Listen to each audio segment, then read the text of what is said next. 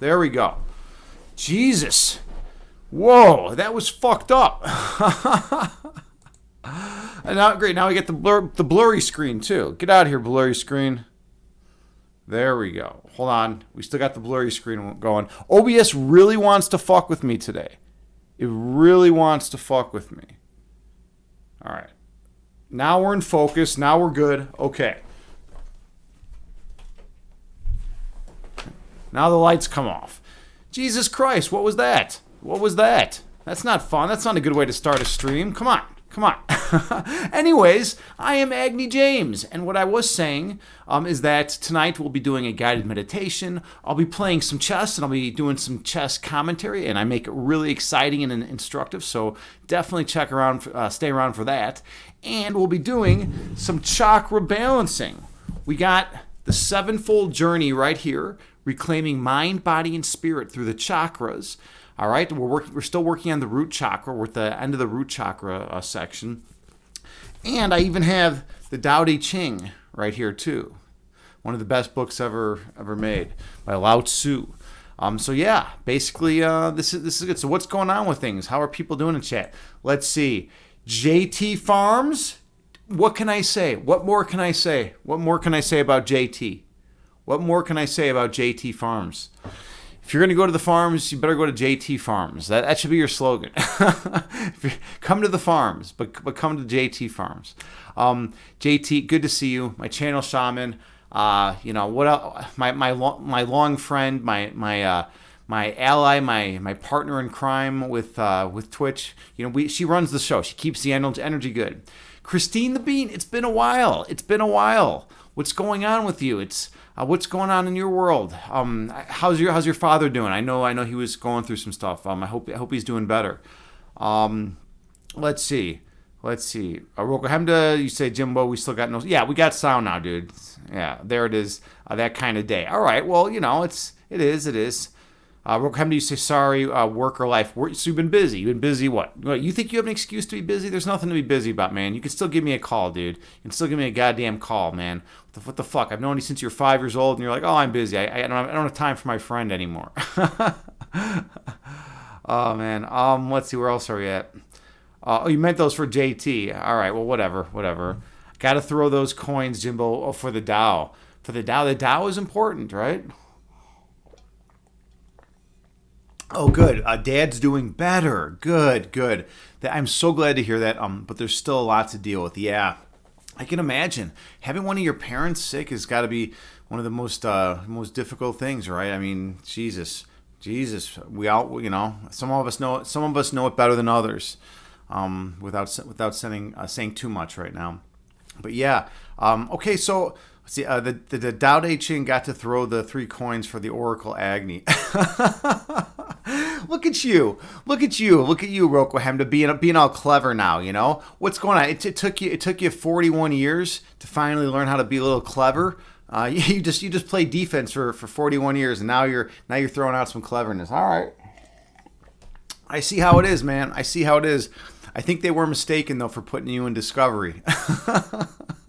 JT, you say, Agni Kittens did a mini Qigong session today.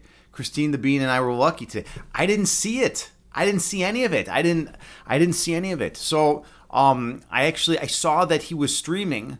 But then when I refreshed Twitch, he wasn't streaming anymore. So I was like, what the fuck? What the fuck happened? So he must have just ended. It was probably a short session, right? Because I was on and I was like, hey, no one's here. What's going on here? And then I realized that he had just ended. All right, so I don't know. Let's see. Christine, you say, so glad you got to see it. Yeah, I mean, Kittens is like a celebrity, First of all, everyone loves Kittens. Second of all, he comes on here and just does all this amazing shit, right? He teaches Qigong. He's an awesome personal trainer. He's a bodybuilder. The guy's amazing, but he doesn't stream that much anymore. So when he does stream, it's free market economy. Free market economy, right? You have low supply, high demand, right? Low supply and high demand. That he's in value. He's got a lot of value, right? Let's see. Oh, JT like 2 moves, so he did 2 qigong moves. Yeah, he probably didn't have a ton. No wonder I didn't catch it then. It's not like I can catch it every time he does 2 qigong moves. But I love checking out his streams. He's one of the, like I always say, he's one of the guys that got me really pumped up about streaming to begin with. All right, and he's also my Chi-Town brother. So that's also important. We're both from Chicago. All right, we're gonna transition into a little chess. How do you say? Oh, Tony had kid number 2 today. Everyone is good and healthy. That's amazing. Well, thank God. Yeah, I actually talked with Tony 2 days ago. We had a long conversation. It was the first conversation we've had in a long time, and he said that within a week, he was his wife was going to be having that child. So yeah, he just had it. Wow, she just had it. That's cool. That's exciting. Well, I'm glad they're good and healthy. That's funny. Those are like the things that people say, like when someone's like, having kids, or like, when there's something going on, in someone's family, they're always like, well, I'm glad everyone's good and healthy. But it's like, it's just like, I guess it is kind of the most important thing, right? We want to be good, we want to feel good, and we want to be healthy. So maybe I'm just being an asshole. All right. JT, you say, how was my day? My day consisted of me arguing with Comcast over my internet over internet, weird internet shit for like hours and hours and hours. And then I even went to the Comcast store, and the guy did not tell me what I wanted to hear.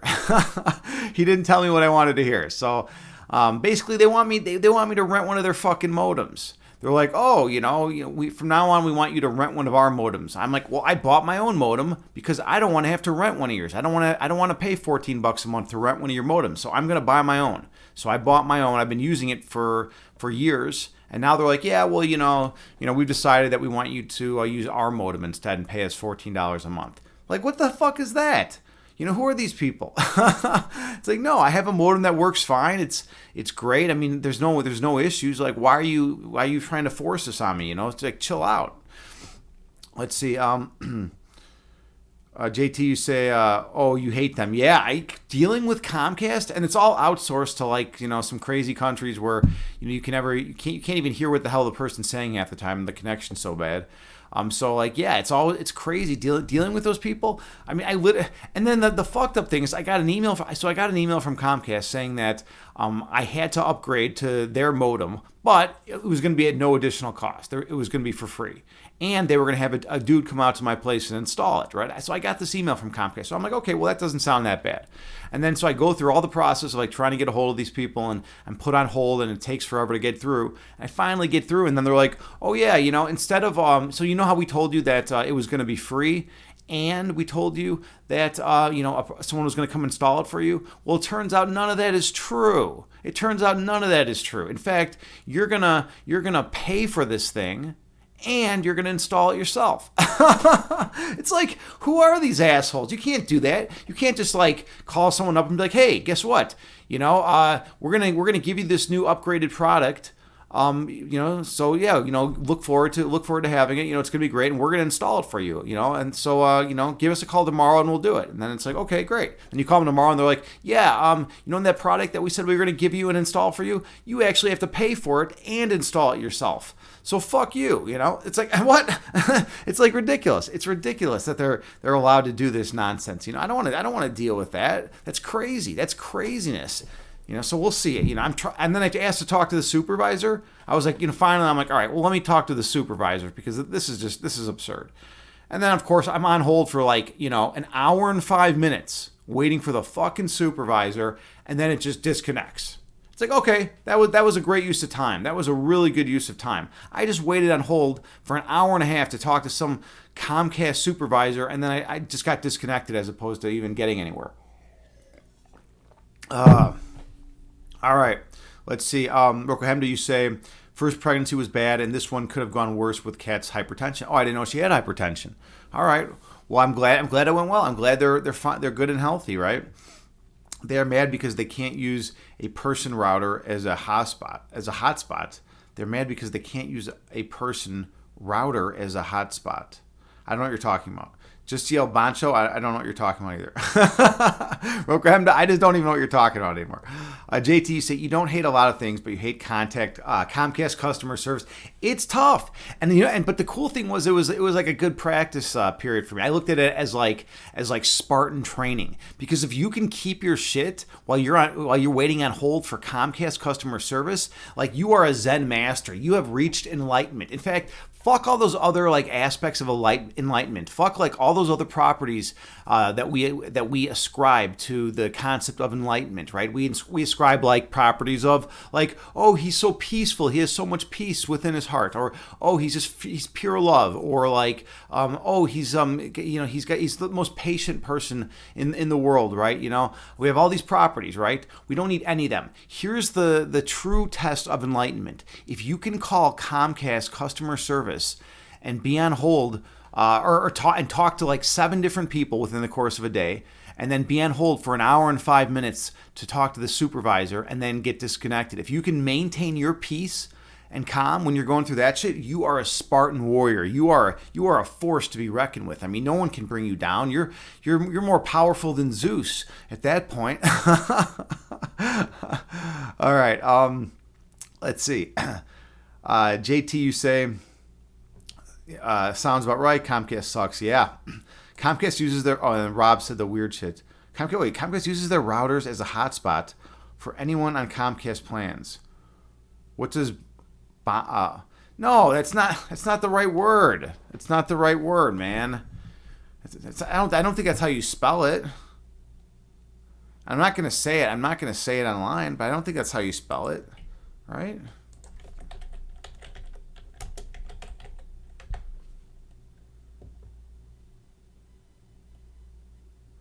Yeah, you're not saying the right word, man. You're definitely not saying the right word. I don't know what to tell you. Roko Hemda. Let's see. JT Farms, you say you may never reach nirvana when it comes to Comcast. Yeah, right. I mean, that would be amazing. I was looking at it as like a test, though. And I was talking, and then while I was talking to the guy, like, while I'm like, why are you guys lying to me? Why are you not giving me like what you said you would? And the dude's like, hey, and we also have some great deals. Can I tell you about some great deals while we're on hold? Like while we're waiting to talk to the supervisor or whatever. I'm like, no, I don't want to hear any fucking great deals. You told me you were giving me something for free and that you were going to install it, and now you're telling me that I got to install the fucking thing myself and I have to pay for it. So like, and I don't even want the thing. So fuck you. All right.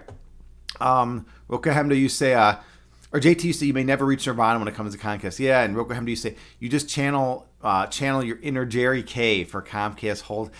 I fucking thought about your dad, man. I thought about your dad when I was at the end of this process. Because I have a picture of the one that you gave me of your mom and dad up on my dresser in my bedroom. And I had come in after getting back from the Comcast customer service office or whatever, their store. I went there. I was so pissed. I came back. After I got done with all that, I had that picture of your mom and dad. I accidentally hit it with my hand and knocked it over. And I put it up, and I was like thinking about your dad. I was like, how would Jerry K have handled this? That thought literally came in my mind, and I'm like, I know he would win in this situation. He would be super stubborn, but how exactly would he do it? Because your dad was amazing at negotiation, man. That guy could get he could get whatever he wanted. He could get whatever he wanted from a company. And Rokohemda, you say, dude, you learned Tamil and Hindi. It sounds like Bancho, not Hindi, Sinhalese. Sorry, it's whatever. I don't know. Whatever. It's some dialect of Hindi. The word, yeah, you're referring to a different word though. Okay. Time for some chess. I want to start off with a puzzle rush. Let's do some puzzle rush. And that's the meaning of that. We're going into puzzle rush mode though. All right, there we go. All right, we're going to do some Puzzle Rush. Are you all ready? So Puzzle Rush is a chess game on chess.com. You have to solve as many chess puzzles as you can within a 3-minute period. My high score ever is 28. So I gotta beat 28, right? This is my top score ever. My best today is 24. Usually if I get in the 20s, I'm pretty happy on stream. My highest on stream was a 27. All right, so wish me luck. Here we go. Let's see what I can do from Puzzle Rush. Checkmate in 2. Oh, black to move. There we go. Black to move.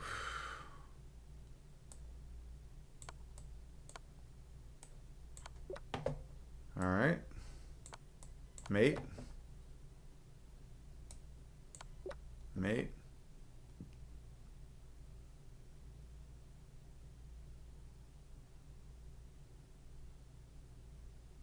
Oh, this is cool. No, that doesn't work. What did I miss there? All right, come on.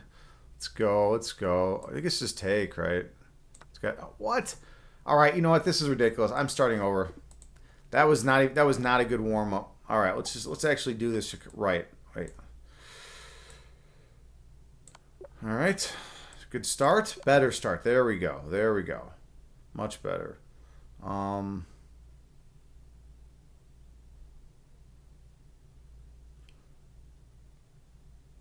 don't know. That one was like too easy. It was like it blew my mind. I guess if they're too easy, they can also blow your mind. All right, take, and then we'll win the rook. We'll win the rook at the end of that. All right, cool. There's a mate. All right. Now we're starting to get a little momentum. We're starting to feel it. It takes a little while. It takes a little while to get the puzzle rush mind going, you know. All right, yeah. Then there's a mate, and then there's mate in 3, and then there's this fork when the ooh, this fork. Oh, what did I miss there? I missed something. That was bad. All right.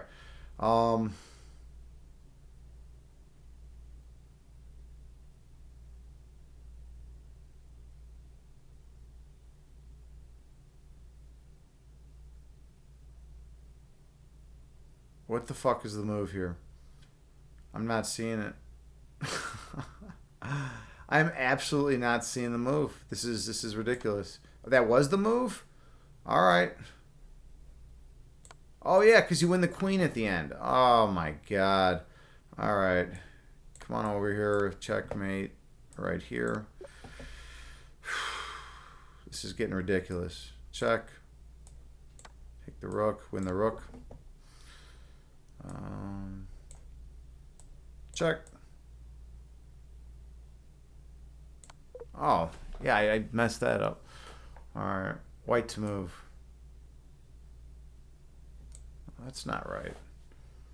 Yeah, it is. No, it's not. Yeah, this is winning. Oh no. Actually, I guess it is. Okay, there's a mate. This is... Oh, no. I thought it was... That was terrible. 15. Boo. Boo. Terrible. Where are we at here? I'm getting 15. I'm getting 15 on Puzzle Rush. This is not my day, definitely. Hey, the Fox. The Fox. How's it going? Good to see you. Welcome in. How are you doing today? How's everything going with you? Real quick, do you say... Good day. Got to make rice cooker pancakes with the kids before work and got to take them to the pool after work. Any day I get solo dad time is a good day. Yeah, that sounds fun, man. Yeah, I actually went to my pool yesterday. Alan came by and we went swimming. It was a good time, man. Like being out in the water feels great. What about everyone else? Do you all like going swimming? Is everyone in this chat into swimming? JT, you say sounds awesome. Yeah, gotta cherish every moment. Plus, me and my neighbor from the Philippines have a food exchange, and she made us kimchi fried rice with Korean creamed corn.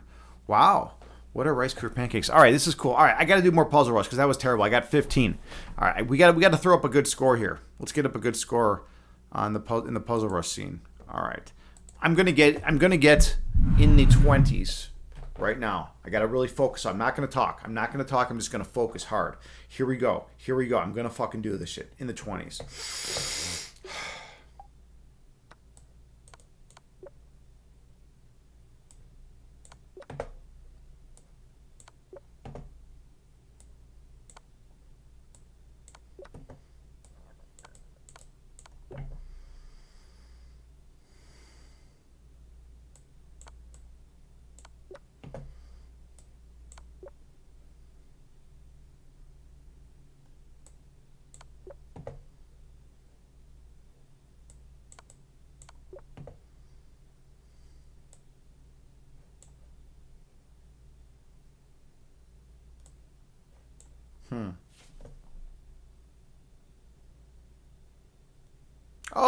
Duh.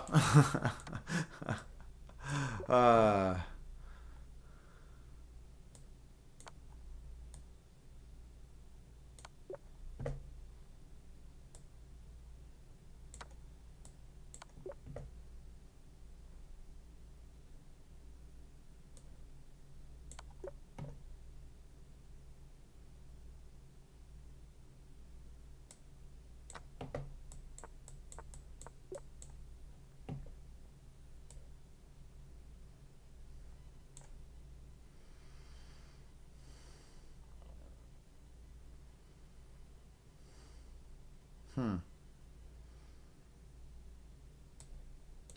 No, I didn't see that one.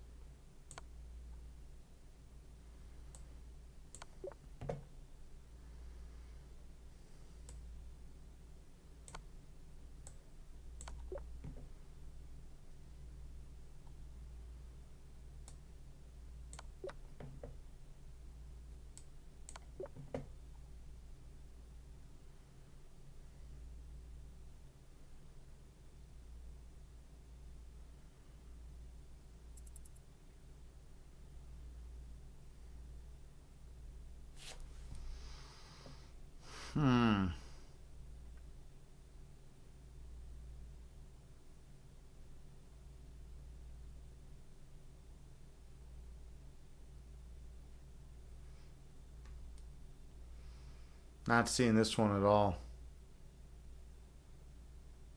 Oh, maybe this? Yeah. Oh, come on.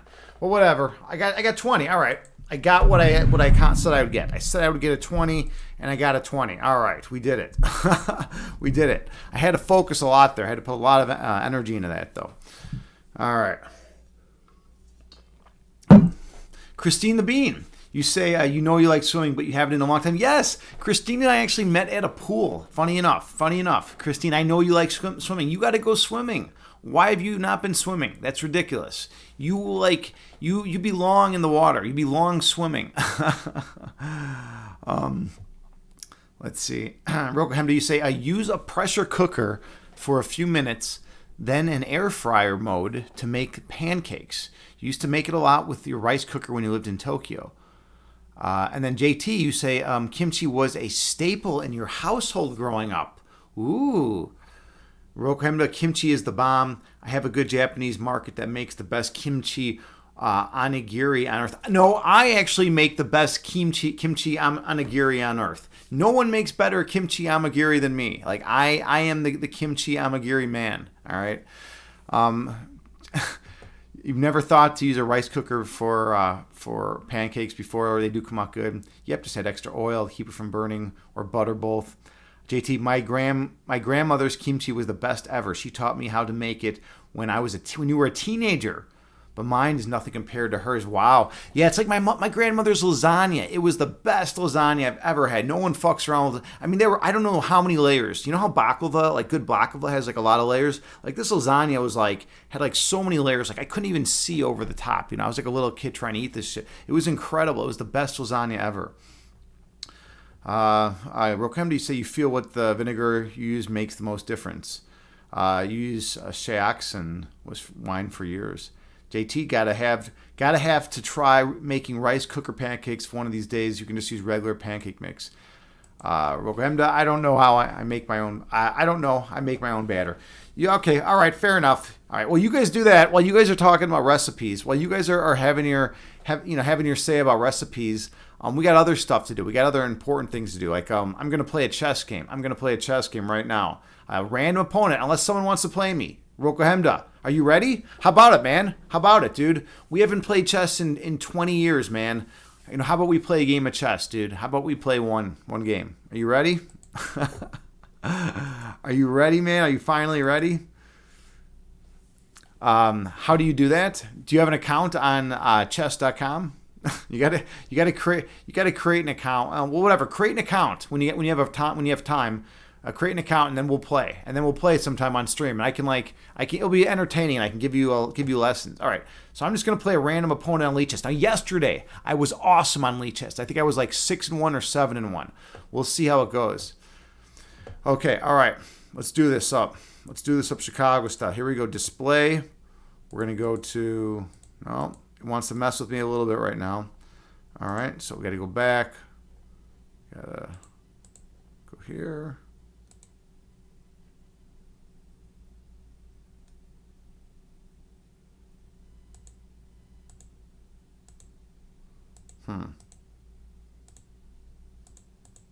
There it is. All right, cool. All right, Lichess. Let's do this. The Fox. Hey, all right.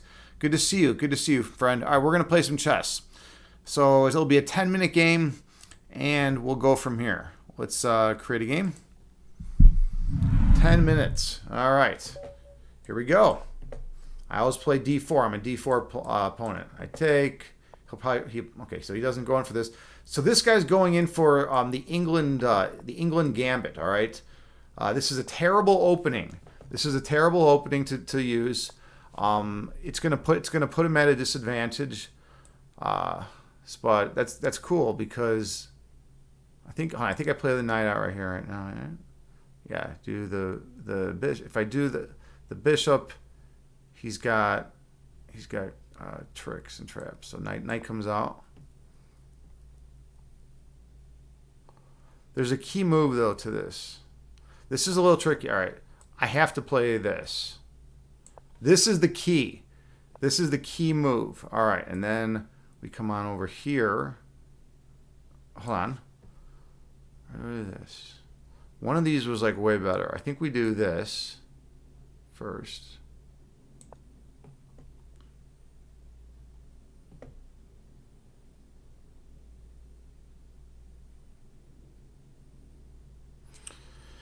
So basically, this guy is all about cheap tricks and traps. So if I can get through this opening, I'm going to be way stronger.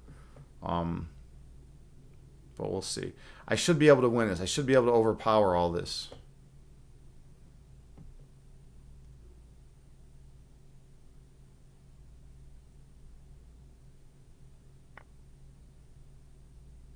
Well, he went in for that? That doesn't seem right. That just doesn't seem right at all. Like, my whole intuition is saying that is the wrong move. Let me just double check. Because I'll be on the queen. I'll be on that.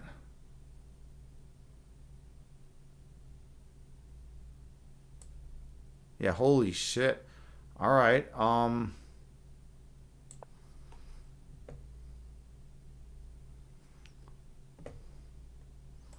attacking his queen. So this is a major issue for him.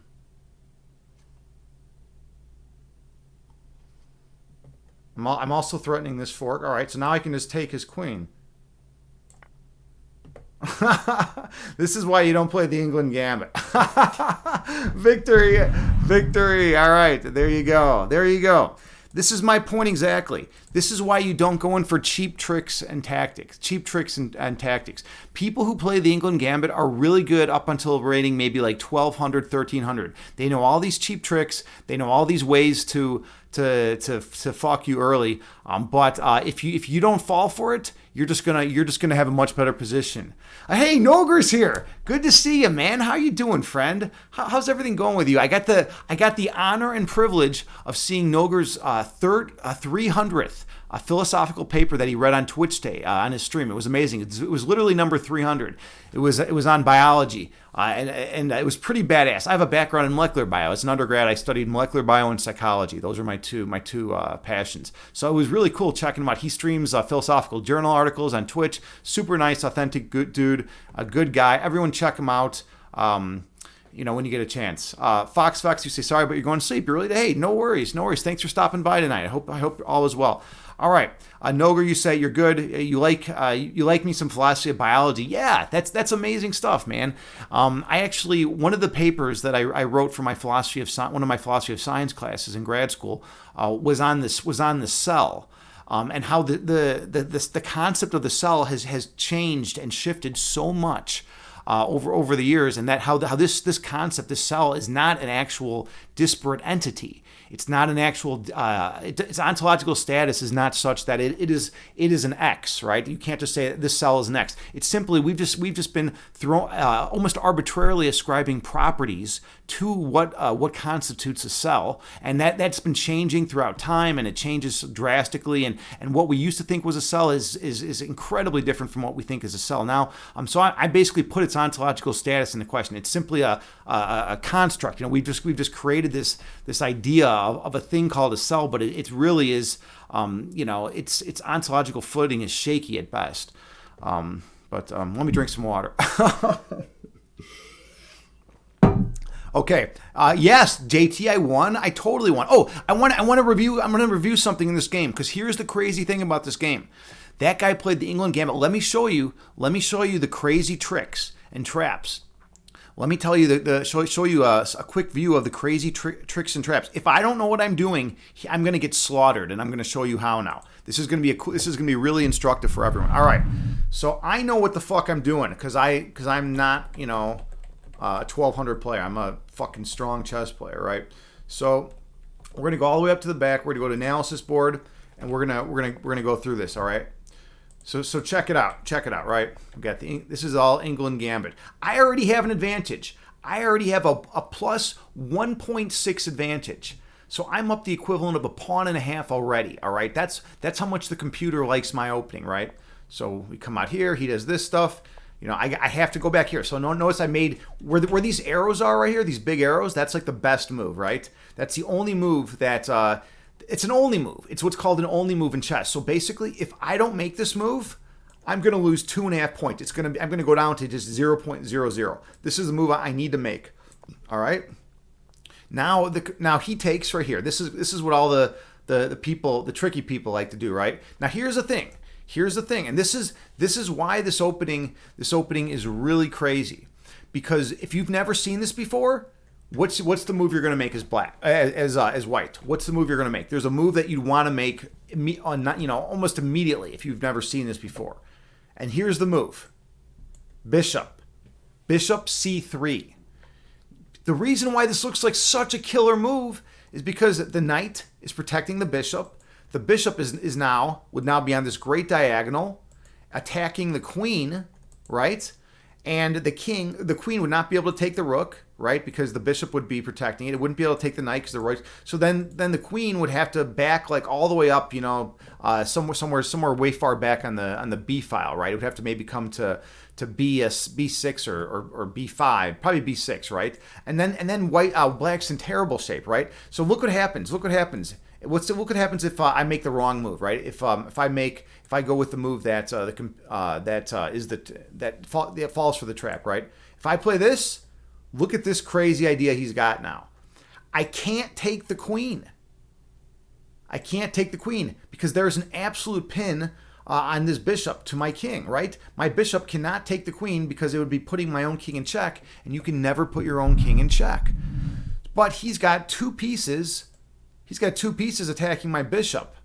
And all of a sudden, everything's going to crumble. All of a sudden, look at this. I'm down. I would be down 6.4 points at this point, and everything's going to crumble. Computer says best is simply bishop takes b4, and then we have knight takes b4, and then knight a3, and then queen takes a3. So this is the best. This is the best scenario for white if white falls for this trap. They're down 7.7 points. That's crazy. That's game over. You can just quit. You can just quit at this point. You can quit.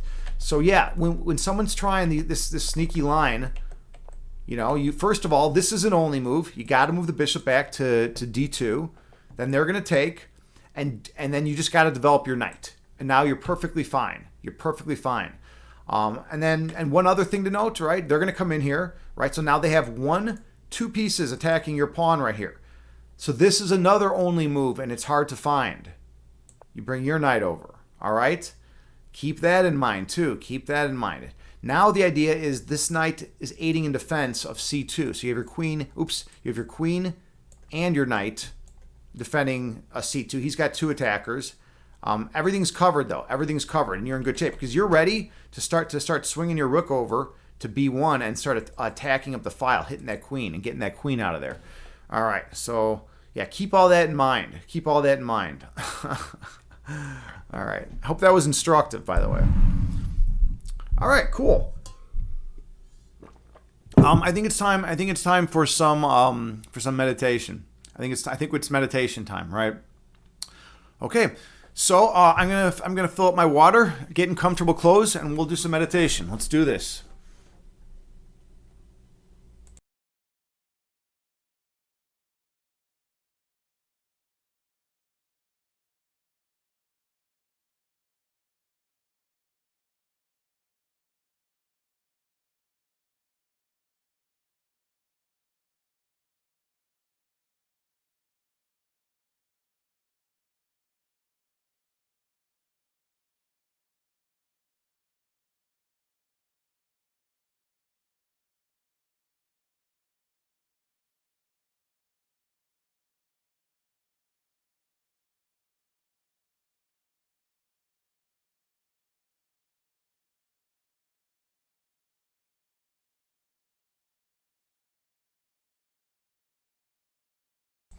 All right, we're back.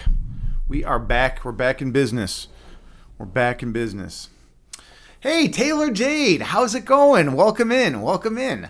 I'm Agni James. You get to come in now. Oh yeah, checkmate, right? I actually just got done with a cool game of chess. Real quick, I'll give you a quick little recap. So my opponent tried the England Gambit. All right. So I don't know if you played much chess or you're familiar with chess. But here's the gambit, right? So this is what we just got done playing, right? Now they come on here with the queen, right, to b4. They're checking my king, right? This is an only move. I had to play this. If I didn't play this, everything else is losing. Everything else is in trouble, right? Now he takes, and I was actually just going over now a move that looks very natural would be bishop out, right? Because it's attacking the queen, and the knight's defending the bishop, and then the queen can't take the rook. And it looks like a great move, but if you do this, you fall for a huge trap. Your opponent simply moves their bishop out here. Now they have 2 pieces attacking your bishop. You only have one defender, and their bishop cannot take your queen because of the check. The bishop is pinned to your king. So you basically, this whole position falls apart like crazy if you don't know how to defend against this. A lot of players up to like 1200 play this England Gambit and try for all these cheap tricks and traps. You know, I don't like it, but I know how to defend against it. So I just got done playing. Here's how my game ended up going though, right? And they just fell apart and blundered their queen. They couldn't even do anything. It was just a nice, quick, easy victory. But yeah, Taylor, how are you doing tonight? How's everything going with you? You say you love chess, but you don't know the name of the moves. You just know what you're doing when you move. Well, yeah, that's a lot of people are like that. A lot of people love the game, and they're just in it. They're just in it to have fun and play, and they don't know the different tactics like forks, pins, skewers, discovered attacks. But it sounds like you have a strong intuition for it, right? Like when you're playing, you just feel like, hey, this seems like a good move, and you go with it. Some of the best players in the world actually have really, really strong chess intuitions. So I definitely hear what you're saying. I wish she was like Queen's Gambit. Queen's Gambit, yeah. Oh, you saw that show? That was a cool show. I wonder how many people in this chat got to see Queen's Gambit. I watched it. It was awesome. That actually made chess super popular too. Like chess had a big resurgence when 2 things happened. When COVID hit, everyone started playing chess for some reason, and then when Queen's Gambit came out, everyone started like playing chess, and it was pretty wild and awesome. Yeah, we just got done doing a bunch of chess, and now we're gonna actually do the meditation. So yeah, if you want to hang out for them, and we'll do some chess afterwards too. We're gonna go through the 7-fold journey as well. This is a chakra balancing book, reclaiming mind, body, and spirit through the chakras. This is a book that I used when I was in a chakra balancing group years ago. And I also have the Tao Te Ching right here. It's good to have. It's always good to have the Tao Te Ching and around, at least within your reach. All right. Let's see. Taylor, you say you're great, just packing for vacation right now and chilling with me. Yeah. Well, hey, thanks for being here. Welcome in. Where are you going for vacation? That's awesome. That's cool that you're going to do some vacation. Where are you heading to? I need to go on vacation. I was able to go camping a couple weekends ago, and that was nice. That was kind of like a mini vacation, but we were only there for like a day and a half, so you can't really count that as like a full-fledged vacation. Let's see, Taylor, you say you've been stressed out, trying to figure out your outfits and planning for the wedding. Meditation sounds freaking perfect right now. All right, well, let's just do it. Let's just hop into it. Christine the Bean, you say yes. Queen's Gambit, yeah, Queen's Gambit was incredible. That was like a pretty badass show, right? Everyone dug that show. Okay, so I always come out here. I'm really intense and I have a lot of energy. And we play chess and we talk philosophy, and then we slow things down, and we come to the place of oneness within our being.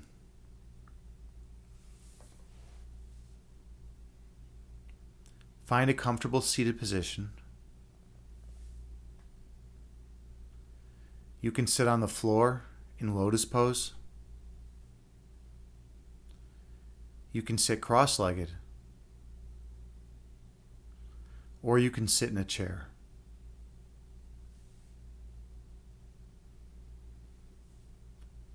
The main thing is to find a position that is comfortable for you.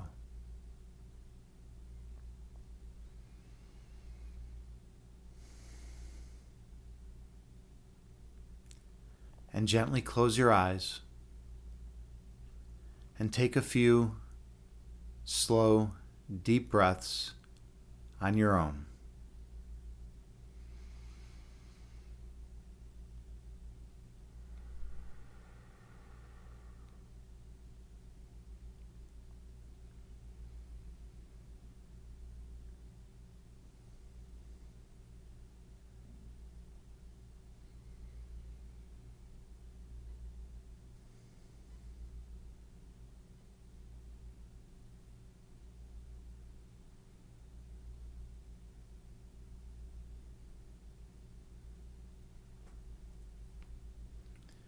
Inhale through your nose, gently raising your belly. Exhale through your mouth, gently lowering your belly. Breathe in through your nose, gently raising your abdomen. Breathe out through your mouth, gently lowering your abdomen. Stay focused on your breath.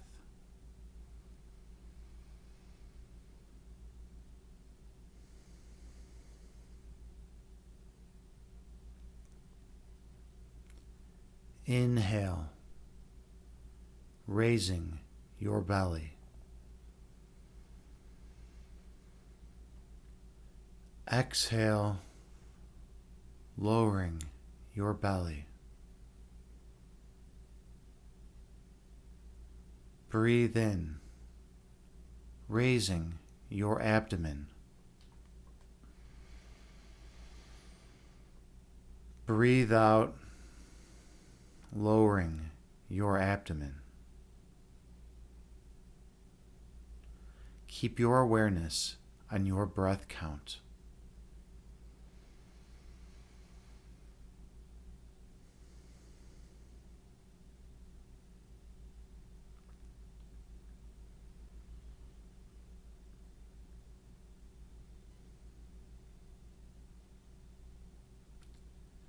Inhale.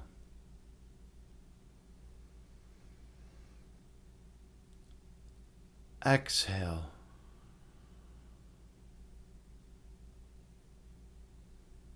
Breathe in.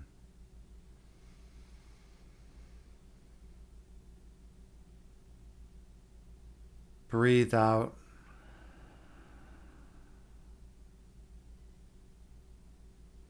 Your breath calms your body, and your body calms your mind.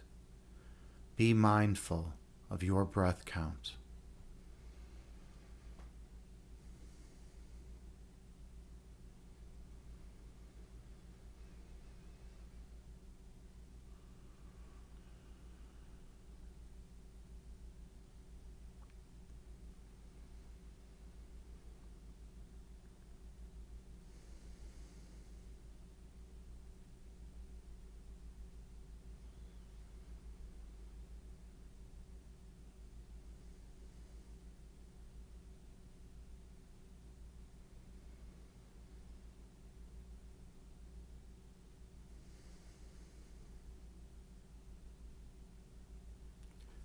Picture yourself sitting on the tallest mountain peak.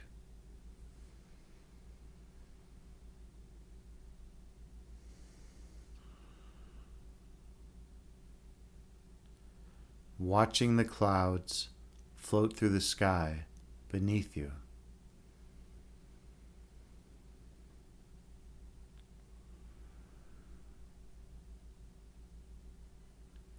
Two clouds move together and merge into one.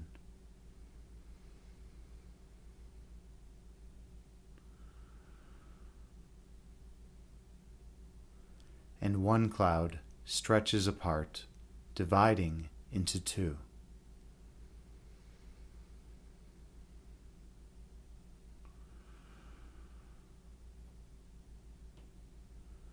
These clouds move through the sky before disappearing over the horizon.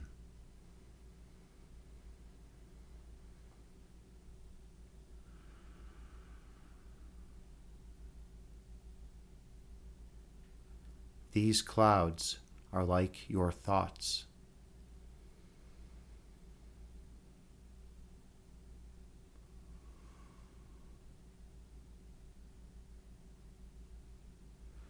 Thoughts come into being, exist for a while in conscious awareness, before disappearing from your mind.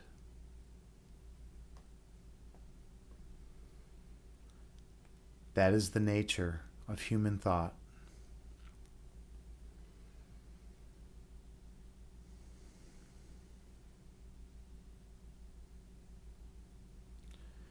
Inhale.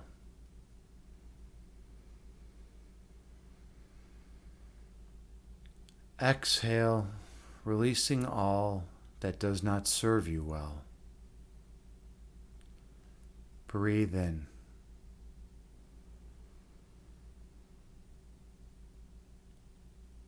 Breathe out, releasing all which is of no benefit to you.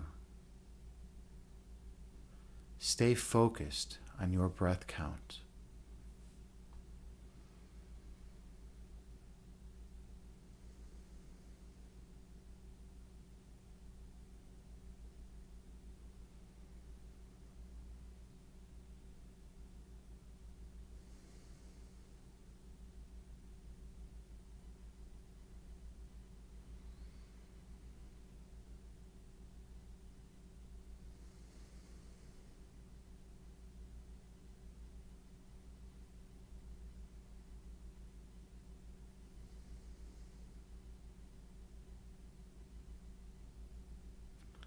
When thoughts arise in your mind, picture them as clouds floating through the sky, eventually disappearing entirely from your mind.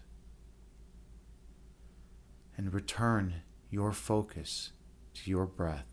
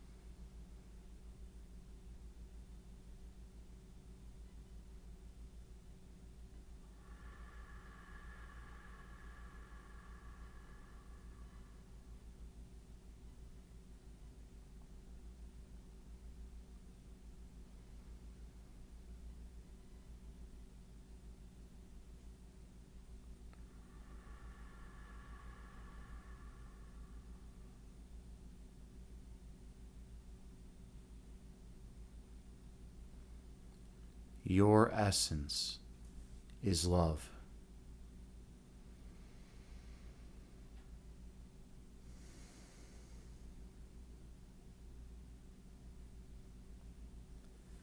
Your love is manifested as light.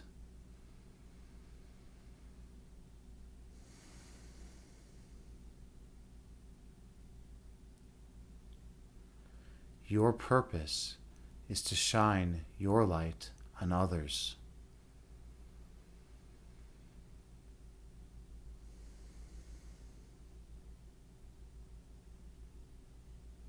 Awakening the inner light within them.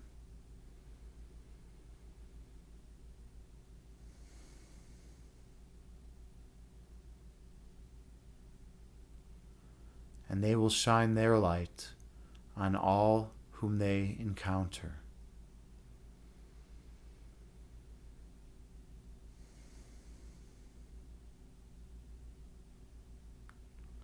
Until all of humanity is glowing radiantly as one once again.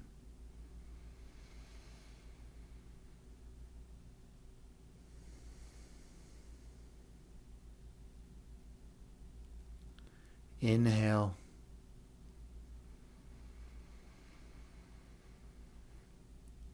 Exhale, releasing all that is of no benefit. Breathe in.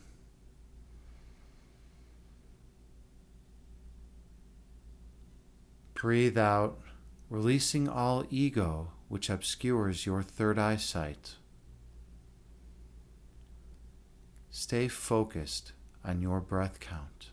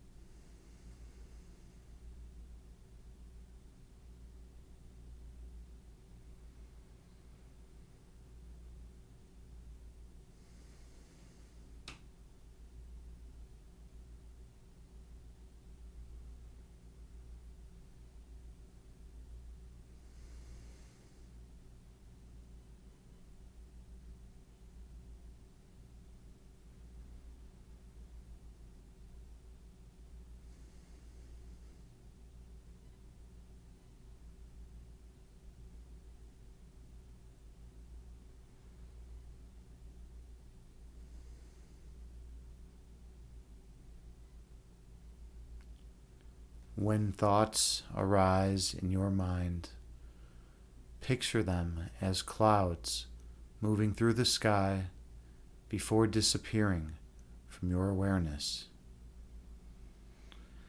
And return your focus to your breath count.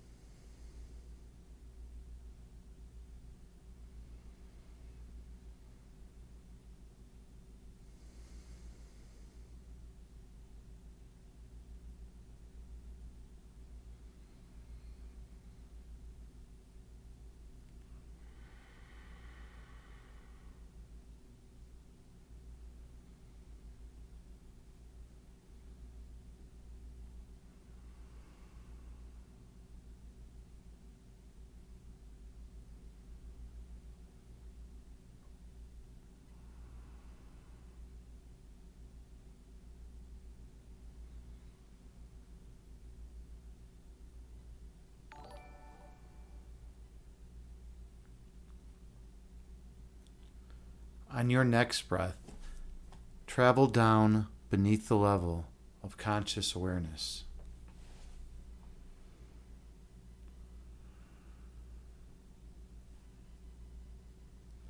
Go to the region of your heart chakra.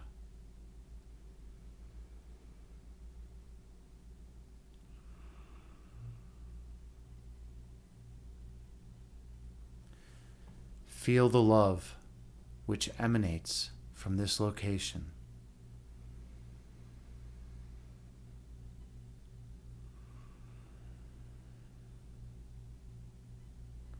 And the warmth surrounding your love.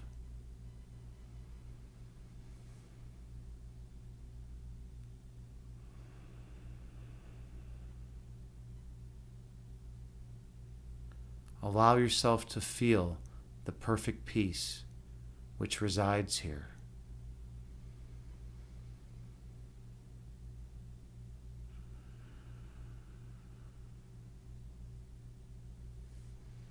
And the joy which accompanies it.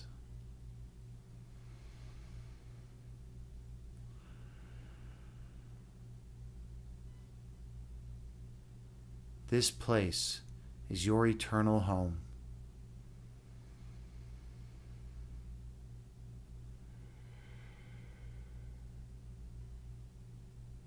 And you can come here whenever you are stressed.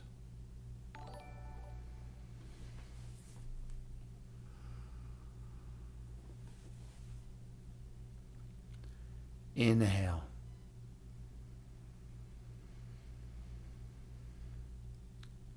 Exhale, releasing all that is of no benefit to you.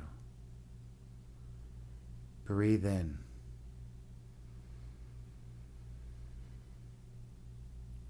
Breathe out, releasing all ego which obscures your third eye sight.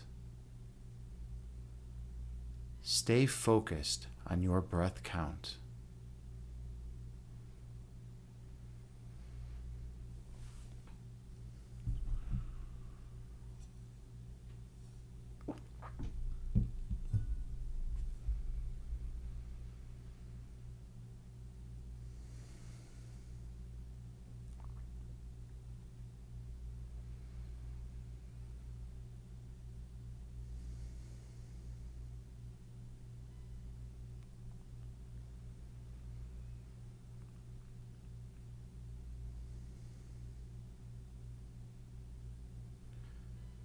When thoughts arise in your mind, picture them as clouds floating through the sky before disappearing over the horizon. And return your focus to your breath count.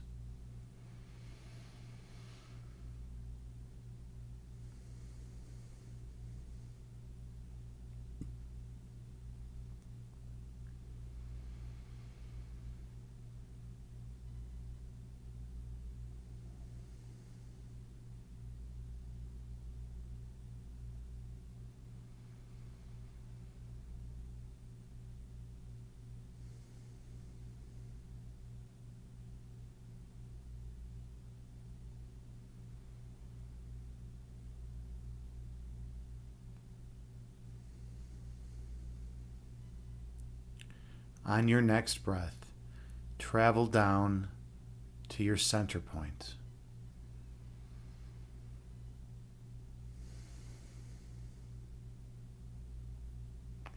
The place that resides at the center of your being.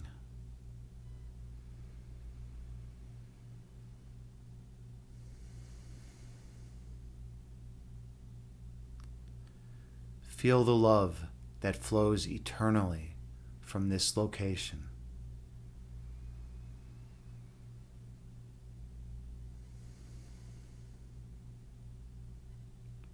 And you are one with that love.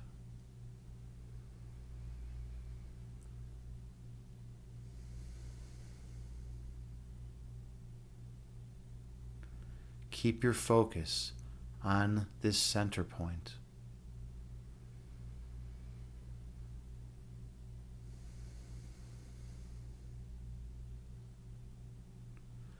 And when you're ready, travel through.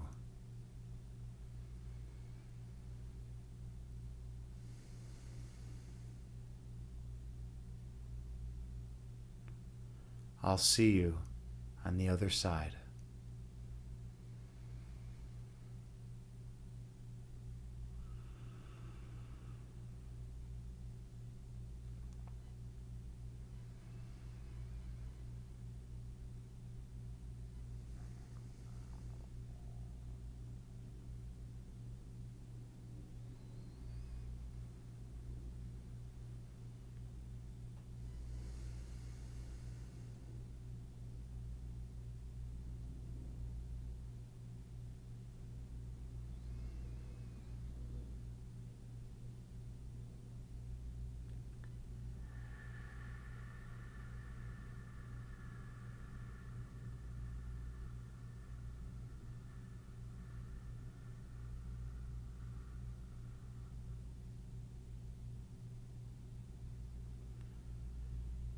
Here, at your center point, you remember your true identity.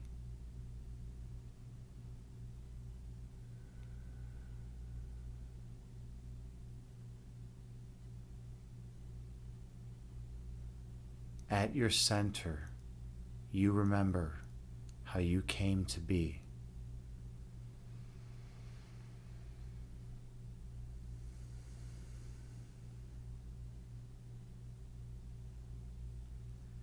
Here, at your center point, you recall your divine purpose.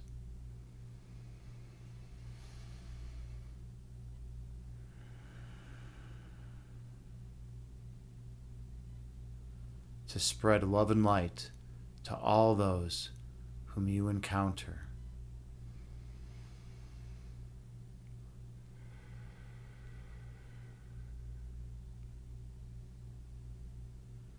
Here, at your center point, division cannot enter.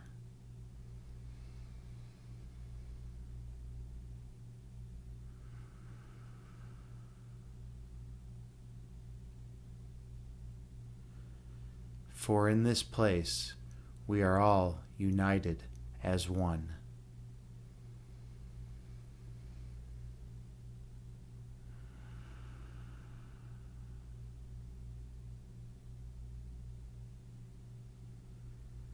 Here, at your center point, only the purest monism exists.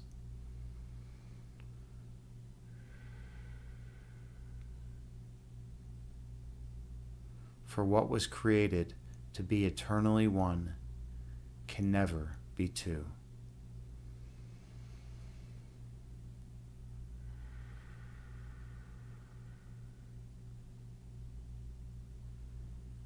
Inhale.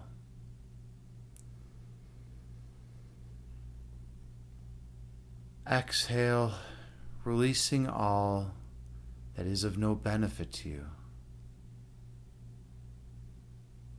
Breathe in.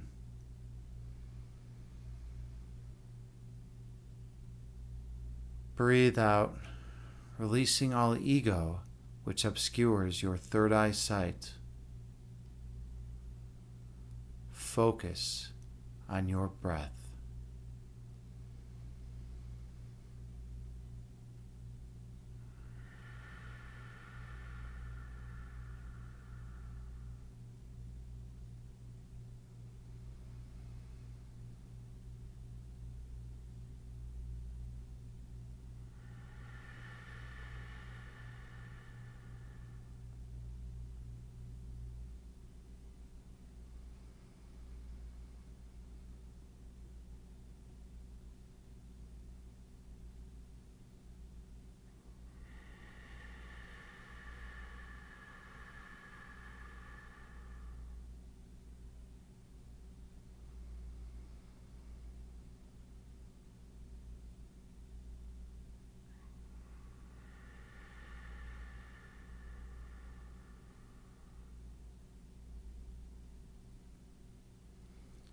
Inhale.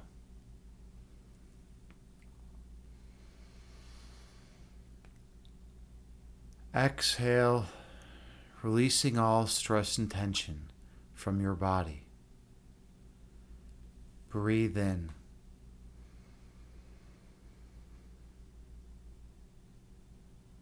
Breathe out, releasing all stress and tension from your mind. Inhale.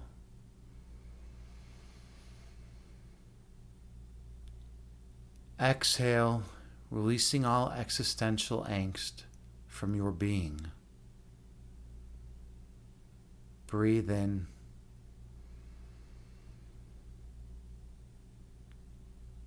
Breathe out, releasing all fear and worry from your mind. Gently open your eyes and return to the present moment, bringing with you the peace from this meditation throughout the remainder of your day. Namaste.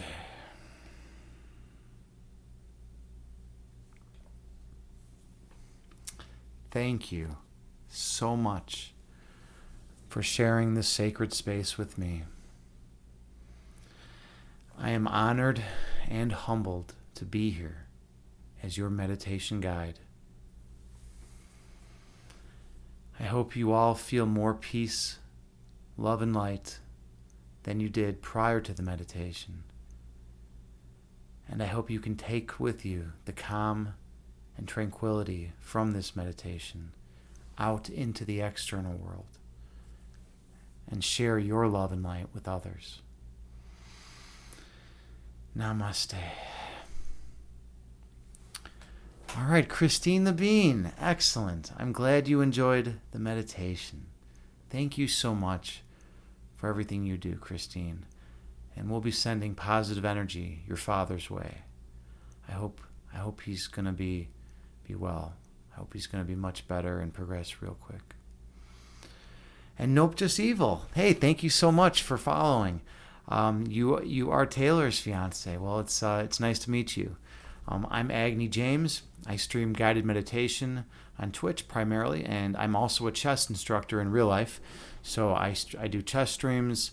I do chess lessons. I play games. I do Puzzle Rush.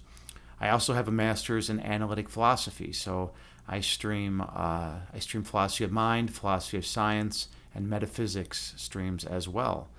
And then we've been going through the sevenfold journey, reclaiming mind, body, and spirit through the chakras. And this is the book that I used when I was in a chakra balancing group years ago. And so now we're all doing it together, and we're still on the root chakra. We're almost done with it though. We're cleansing our root chakra, and then we're going to go up throughout all our chakras all the way up to the crown chakra. So it's pretty good. But welcome in. Oh, Nope Just Evil, you say that was terrific. Thank you so much. And you said this meditation is great. Hey, I really appreciate it. I ran guided meditations out of my home for 10 years, and then I went to graduate school for philosophy, and then after that, I started streaming on Twitch. So now I'm streaming guided meditations on Twitch, just usually in the evenings, U.S. time. I'm from Chicago, so this is 12:30 my time. But yes, usually like I'll start streaming like 8 to 10, 8 to 11, sometime in that vicinity. Okay, that meditation really helped you calm your pre-vacation jitters. Well, yeah, that's cool. Taylor mentioned that you're going on a vacation, right? That's exciting. Yeah, it's always a big adventure, right? To go on a vacation. Well, you're gonna have fun. Where are you going anyway? Where she didn't mention where you were going. Yeah, I wonder. And then someone else followed. Who else was that? It was Qualips NBA. Well, thank you so much, Qualips NBA, for the follow. Much appreciated. I hope you got something out of that meditation. And Joker Bravo popped in. Good to see you. Redeeming Hydrate. How are you doing, Joker Bravo? Are you still here? All right. Well, maybe we'll transition to a little chakra balancing. Let's do that.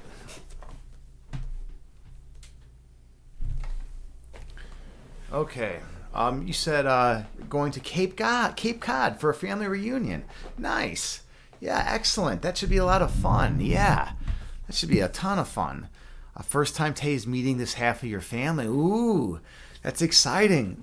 That's exciting. Yeah, it's it can be a little nerve-wracking, but then you get it over with, and then you're good. You go there, you meet everyone. Everyone's going to be happy to meet her. You shake a few hands. You have a few conversations, maybe have a few drinks, and just have a good time, right? Cape Cod, that's going to be beautiful.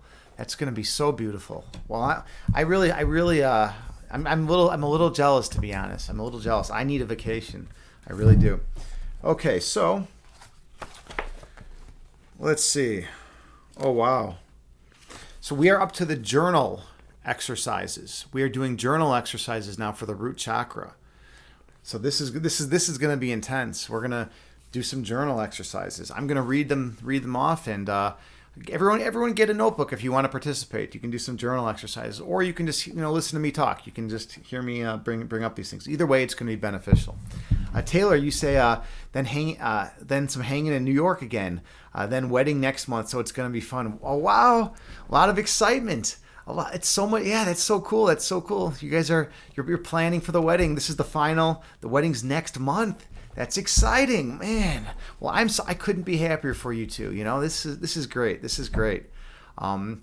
Hey, no better way to celebrate your upcoming wedding than to balance your chakras. All right, so let's do some chakra balancing together. Okay, it says, examine your programming. Survival is the main issue of the first chakra. Programmed at a time we were too young to remember, our ideas of survival become ingrained in our nervous system, affecting our ground, our sense of contact and connection, and our ability to provide for our own needs. Few people are free of survival issues. I'd say that's true. That seems like a pretty reasonable thing to say. The following questions may help you focus on your own issues around survival and physicality. All right, well, this is kind of neat. So they list a bunch of questions now. So we want to list these off and we can think about them, right? So how was your survival provided for you in the past? How was your survival provided for you in the past? Everyone think about that, right? It's kind of an interesting question. By whom? Who provided your survival, right? I immediately think of my parents when I was a little kid, like a baby, right? My parents were completely responsible for my survival. You know, without them, I would have died, right? That's who I'm thinking. At what price? I mean, that's just what parents do, right? I think that's pretty explanatory. In what kind of atmosphere? I think it was a good atmosphere. I think my parents were pretty good parents and pretty nurturing, and you know, they didn't ignore me. They paid attention, and they tried their best. You know, I always feel that way. How do you feel about those who provided for you now? I feel good. I have good feelings for those people. I mean, my parents are good people, and they did a good job. And I'm sure a lot of you can relate to this. And how did you feel about them in the past? Well, that's kind of interesting. So there have definitely been times where I've been at odds with my parents in the past, particularly my mother. And my mother and I are very similar in certain ways, so we butt heads a lot. So it's kind of an issue. But it's important to remember that these are the people that you love most in life. You know, your family, right? These are the people that you care most deeply about. So you gotta remember that, you know, these are the people that brought you up and gave you a good life. You know, if your parents were good people, right? If your parents were pieces of shit or just, you know, incompetent, then that's a different story, right? All right, let's see. Where are we at here? Taylor, you say, is it weird if I said you want to rub my beard? No. That is not weird. I rub it all the time. I always do this. This is a move, Taylor, that I do all the time. Because it just feels good. It feels good. And remember, I'm a philosopher. One big thing about philosophers is they usually have crazy beards, right? So they have like big long beards or like weird mustaches, you know, or like beards that go out to here. They always have weird beards going on, right? So I got to represent, you know, my philosophy crew. Taylor, you say you don't know. You're like legit obsessed with beards and relaxation. Check out your Insta likes and browse history. Well, that's cool. That's cool that you're into beards and relaxation. I mean, those come to the stream more often, right? You know, and hang out. We have a good chat. We have a good group of people that hang out here. JT Farms is my channel shaman, and she regulates the energy. Listen to this, and this is I'm not exaggerating at all. Her father literally, I'm not fucking joking around or exaggerating. Her father literally was a shaman. He was a legit shaman. Like, how many people can say that? How many people can say, yeah, one of my parents was a shaman, like, and he taught her the shamanic ways, and now JT is a shaman. Like, she's also my channel moderator too. So she keeps the bad energy out and the good energy in. It's pretty amazing to have a shaman as your channel moderator. I mean, you can't get any luckier than that. Let's see, JT, you say you get the same urge when you meet guys with beards. Some, you know, it's so funny. Some chicks love the beard. Some women love the beard, and some women are like, no, I would never go near a guy with any facial hair. Like, there are some women that hate facial hair. They say it's the biggest turnoff in the world, and then there are some women that love it. You know, I don't know. It's I guess to each his own, right? Taylor used to say, talking to JT, he said, oh my God, we're the same. If you see an epic beard, you're like, may I? Victor Soar. Holy shit, Victor Soar is here. Hello, Victor Soar, man. Good to see you, friend. How are you doing, buddy? A big shout out to my buddy, Victor Soar. I haven't seen you in a while, dude. Good to see you, friend. You say you feel like you were the one who provided your own survival. Wow. That's interesting. That's interesting. If you felt like you're the one providing your own survival, that's a lot of pressure on you, right? That's a tremendous amount of pressure. If you felt like your needs maybe weren't being met and you had to provide for your own survival, your parents allowed you to live, but you feel like you were the one that had to move forwards. Yeah. I guess you do not feel like survival is merely staying alive, but not letting the world defeat your ideological approach. Yeah, right? That's interesting. I love how you say it's more than just staying alive, right? Survival does, for some people, survival is literally just eating, breathing, and food, clothing, and shelter, right? Those are like the main things associated with survival for I'd say like most people, right? But survival for you is actually the evolution forward. Evolve Yourself TV. We evolve. We're trying to move forward. We're trying to promote meditation and things that are going to help help our well-being, right? I like that, and not letting the world defeat your ideological, I can't even talk today, approach, right? Yeah, it's crazy, right? It's crazy that it's like that. Okay, Taylor, you say, I don't know anyone, even my friends that travel a lot don't know any legit shamans. I know, exactly, Taylor. I didn't know any legit shamans either until I met JT Farms. I couldn't believe it. So JT and I have a cool story of how we met, actually. We're both fire poets. And I was in like 40 Facebook group, poetry groups, right? So every time I would write a poem, I'd post it in like all these poetry groups. And JT would be, in these groups, and she was very involved in some of these groups as well. And she would post her poetry in there. And then one day we did a collab, and we worked together and did our own a poem together, and it was so amazing. And then that just sparked our amazing friendship. But yeah, she literally is a legit shaman. I mean, it's amazing. It's incredible. She's learning the ways, or maybe like she's learning the ways. She's in the process, but she got it taught to her by her father. She got to see her father, who was actually a legit shaman, right? Let's see. Victor Street said, Hagney, been a while. I was focusing on some important stuff recently, so you've been away. Yeah, well, totally understandable, man. Yeah, life happens, right? In life, we got to focus on stuff, and move away from certain things and into certain areas, right? That's just how it goes. Right, that's how it goes. All right, well, JT, you said beautiful time. Those were great poetry days. I would log on, and she would have written this amazing new poem, and I would read it, and it was just fire. And then I would write a poem, and I'd post it, and she'd read it, and she would love it and whatnot. And it was great. Those are good times. Yeah, poetry is a great medium. Anyone who wants to express themselves, you need an outlet, right? You need an outlet to express yourself. And poetry for me and JT is definitely top tier. Creating content, me streaming, this is a form of expression, right? And but we all need our ways to express ourselves. Let's see, Taylor, you say, oh my God, that's so funny. When he grows his out, you're gonna help it. You're gonna get help. It starts growing sideways, and it's red in some spots and blonde. So I'm like, shave that spot. Awesome. Now you guys got me thinking about my beard a lot. I'm feeling pretty good about having a beard today.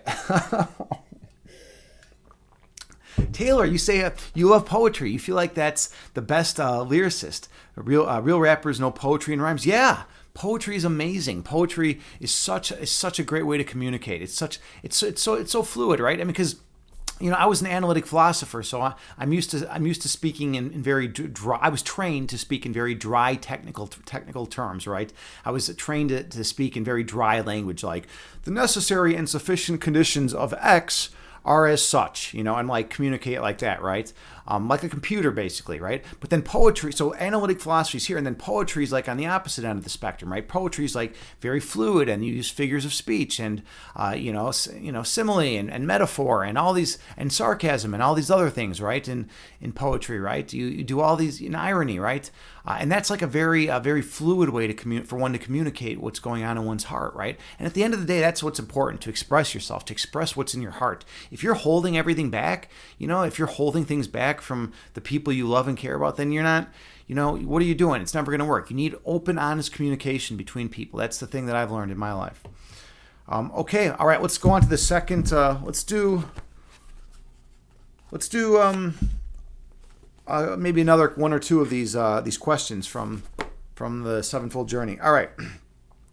How do you exhibit trust or mistrust in the way you approach your survival needs and your ability to obtain them?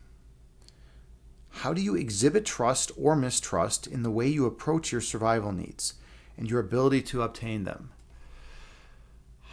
That's a tough question.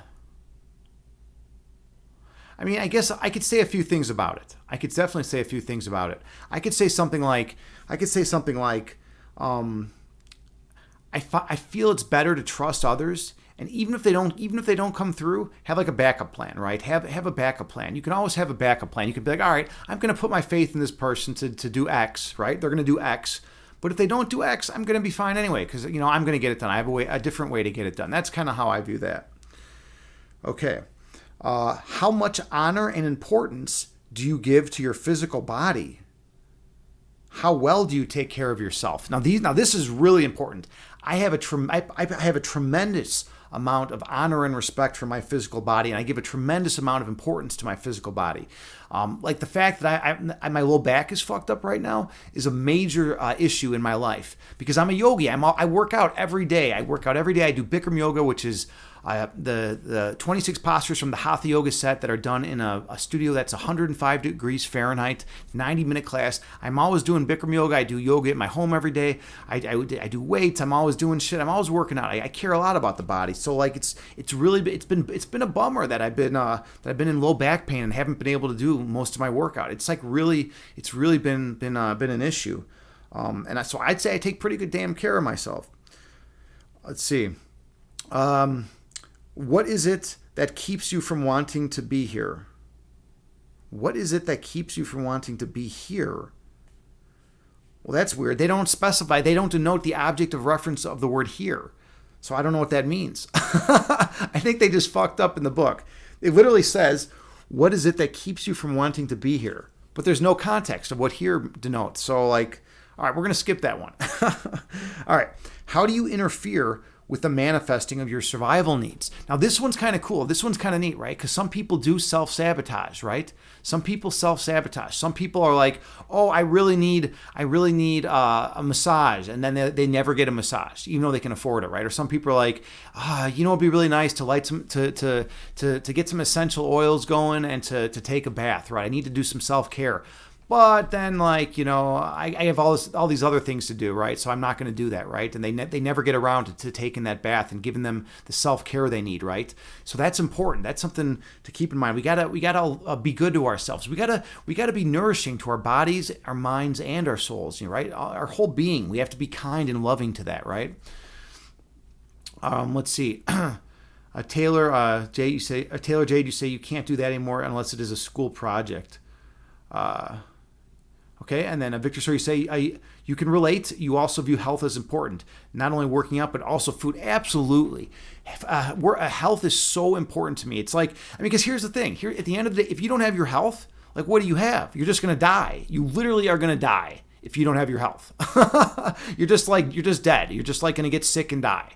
And it's like, I don't want, fuck that. That's an end game, right? It's like, that's an end game condition. I want that to come like as long as in the future as possible. I don't want to fucking just get sick and be dead in a year because I just do nothing but eat Lay's potato chips all day. Fuck that. I want to be a healthy human being. I want to be strong and healthy. I want to live on this planet and do good and help others do good. I want to promote love and peace and kindness. And I can't do that if my body is all out of whack. Okay, and then the last one under examining your programming, so we'll finish this up. Chakra 1 is the right to have. The right to have. Was this right inhibited in your upbringing? So was the right to have not allowed in your upbringing? Was it not valued? Was it not honored? Was the right to have not honored when you were being brought up by who your parents or your grandparents or whoever raised you, right? That's interesting. If so, how and by whom? How and by whom? How is the right to have not honored? How is it not respected? And by who? Who didn't honor it? What can you do to change it? Interesting. I think my right to have, I mean, overall, but no, because there were some times where I would want ridiculous shit. Like if your kid wants to run out in traffic, if that's like what he wants, and your parent is like, no, you can't do that. I'm not going to allow you to run out in traffic and kill yourself. Like, that's like a legit thing, right? And it's like, so what? Your right to have was inhibited. That's okay, right? So I think there's a lot of instances where your right to have needs to be inhibited if you're a little kid, right? When you're a little kid. But I think, then there's times where, maybe there was something that you did need and you didn't get, right? And it was inhibited. That's kind of interesting. All right, good. Those are good ones. Those are really good ones today for the journal exercises for the root chakra. I feel better already. Okay, all right. Let's see. Victor, so you said, I like how it has no context. Yeah, it totally had no context. Like what the fuck was that? Like who's doing the proofreading for these books? That's the one thing. I mean, as much as I'm involved in the holistic community and I love the books in the holistic community, sometimes their editors need to be shot. Like sometimes their editing is not always the best. It's not like an analytic philosophy paper where it's going to be flawless, or pretty close to being flawless. Okay, so let's see. We have a first-time chat. Weaver LaFay. Hey, how's it going, friend? No context, so that it applies to whoever hears it. Interesting, but here you got to look at. The question was, what is it that keeps you from wanting to be here? That was the question. We don't know where here is. That's the problem. So here, in analytic philosophy, in philosophy of language, we would call that an indexical. Here, the word here is an indexical, which means it needs context in order to denote the object of reference to here, right? So we don't know where here is. Like, what are they talking about here? Like here, like in your present state, or like are you like at Six Flags Great America right now, or are you like hunting a buffalo right now? Like what do they mean? I mean, here, do they just mean? What if you're in many places? Like, what if you're like, well, my emotional state, I'm here, my physical state, I'm in this place, my mental state, I'm thinking about doing my taxes, my spiritual state, I'm in this other place. Like, I mean, are you just supposed to go like with whatever happens to come to mind? I mean, I don't know, but I do see your point though. Maybe you're just supposed to use your intuition, right? Maybe you're supposed to just use your intuition and be like, oh, by here, it must mean like this chair that I'm sitting in right now, right? Interesting. I like that you bring that up though. All right, let's see. I missed some stuff in chat. We got some good conversation going on with Taylor and JT. You guys are like best friends all of a sudden. This is good. All right. Okay. Taylor, you say you went for volleyball for Junior Olympics? Then older, you were the backup for regular Olympics? Taylor, that's incredible. Holy shit, I didn't know that about you. Hold on, I gotta go back. I gotta go back and read this conversation. I need to butt in. I need to butt into your conversation because this is pretty badass. Hold on a second. Let's see. Okay, you were saying you know exactly what you mean, just cuddling, playing with the beer. Okay, no, it's after the beer talk. You went for volleyball for Junior Olympics. Then older, for regular Olympics. How was your experience? It was amazing because you got to play every moment and win medals. But with adult Olympics, it's so political. So honestly, it was nice to be invited, but rough. Oh, wow. That's amazing. You're a junior Olympic warrior. That is so cool. That is so awesome. I have a lot of respect for you for that. I didn't know that at all. That's amazing. So you were a big time volleyball player, Taylor. Volleyball is a great sport. You must be tall. How tall are you? All the volleyball girls I knew were really tall, and they were like tip top physical shape, and a lot of them played basketball too. They were fierce warriors. Let's see, where are we at here? Victor, sir, you say so maybe here means wherever here may be. Yeah, that's kind of the feeling that I got when I was thinking about it at the end of what I was saying. So it has to be really broad. It has such a broad construal. My analytic philosophy mind wants to attack it, right? Because that's what we do. We're like, well, here, what is here? But we need the broad. We need to take a broad construal of the word here, right? And we need to really kind of say, hey, it means whatever it means to you. Whatever here means to you at whatever moment. So maybe the universal is whatever currently exists exist in one's consciousness. So perhaps one's psychological presence at the moment. Yeah, I think that's what they were getting at. I just, you know me, I like a little more clarity though. Okay, Taylor, you say you're excited. You're training to go back and play with your friends on the USA team now. That is so badass. Well, congratulations. Good luck with that. That's amazing. Wow, you're training. I had a friend's daughter who was an amazing volleyball player. But she was just at the high school level. But then she got like a scholarship. She got a scholarship to go play college volleyball. And she loved it, but she wasn't like anywhere near like Olympic team or anything like that. Her thing was she just wasn't tall enough. She wasn't tall enough. I think she was only like 5'6" or 5'8" or something like that. She didn't have the height. But yeah, cool. All right, let's do a puzzle rush. I haven't done a puzzle rush in a while. Let's see what I can get. All right, let's see what I can get on puzzle rush here. Oh, look at that. We got the fun stuff. Hold on a second. Let's get the puzzle rush loaded up correctly. Got to go back here, OBS, display. There we go. Okay, so Puzzle Rush is on chess.com. You have to solve as many chess puzzles as you can within a 3-minute period. So I have 3 minutes to solve as many as possible, and my best all time on Puzzle Rush is 28. So I got to beat 20. I would love to beat 28, but if I can, my best today is 24. If I can get in the 20s, I'm usually happy. All right, these are checkmate puzzles. These are win material puzzles. All sorts of puzzles, right? So let's do this. All right, here we go. 3 minutes. Wish me luck.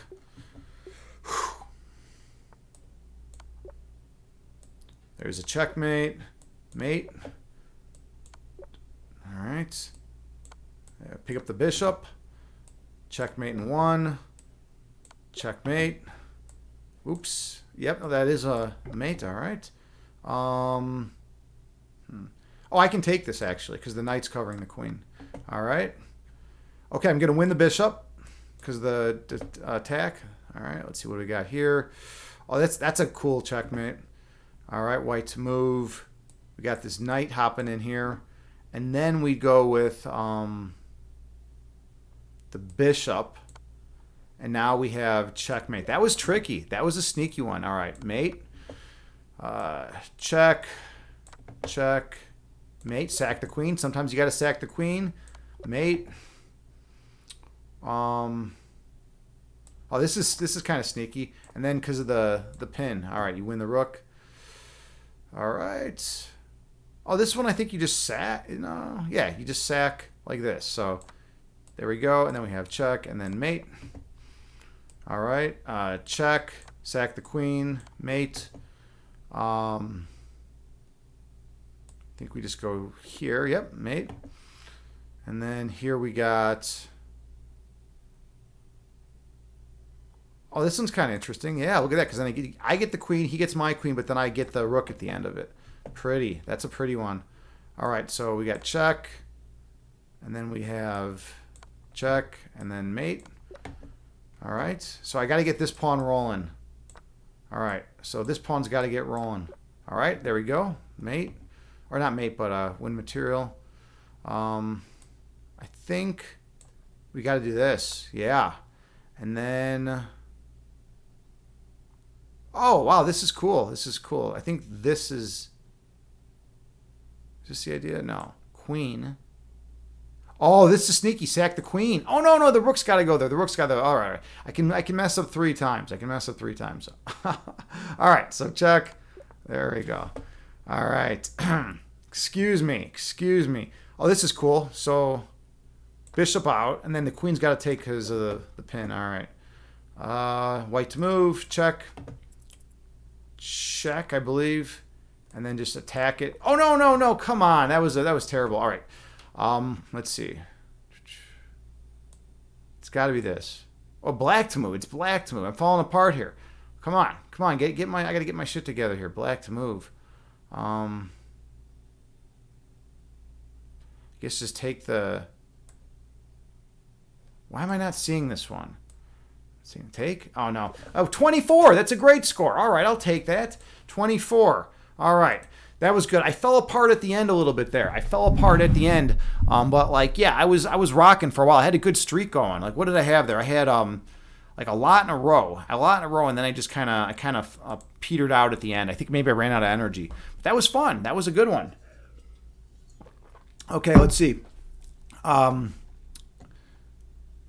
Victor, sir, you said you're still hoping for the day when you do normal puzzles on the stream. Yeah, I know. The problem is most people aren't going to like that, right? If I do like a 2,000 rated puzzle, a 2,200 rated puzzle, people aren't going to understand what I'm even doing, you know? Most of the people in this chat are not like super high level chess players, right? They usually have like, some understanding of chess, but they're not like chess masters. They're not like going out and competing in tournaments and things like that. Okay. Taylor Jade, you're 5'10", and you jump 9'7". Nice. That's hella short for big V-ball. Yeah. But you can jump though. You can jump. You got that height. So you can almost get rim. You can almost get rim on a basketball hoop. That's kind of cool.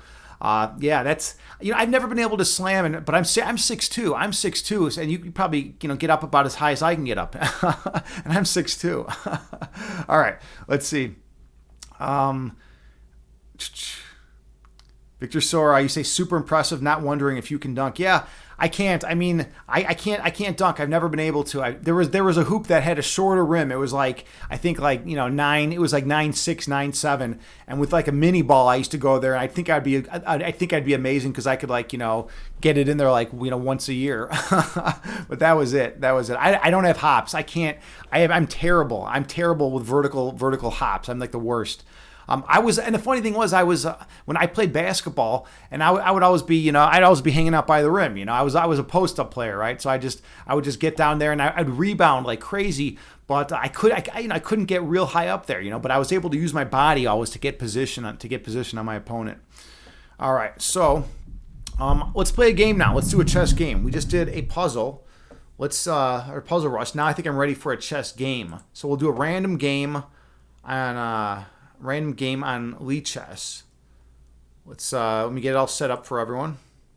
Display. All right, we're gonna do a random game on Lichess. Victor Source, someone tried the England Gambit on me earlier today. It was pretty funny. I don't think you got to see it. They tried, that opening that has that crazy queen trap, that queen trick, early on. We'll have to go. I'll have to go over it, or you can check out the VOD if you want. It's pretty funny, man. It's pretty funny because it's so sneaky. It's so sneaky, and there's all these little tricks and traps. But if you just weather the storm of the England Gambit, you're fine, right? Okay, so let's do this. Let's do some chess.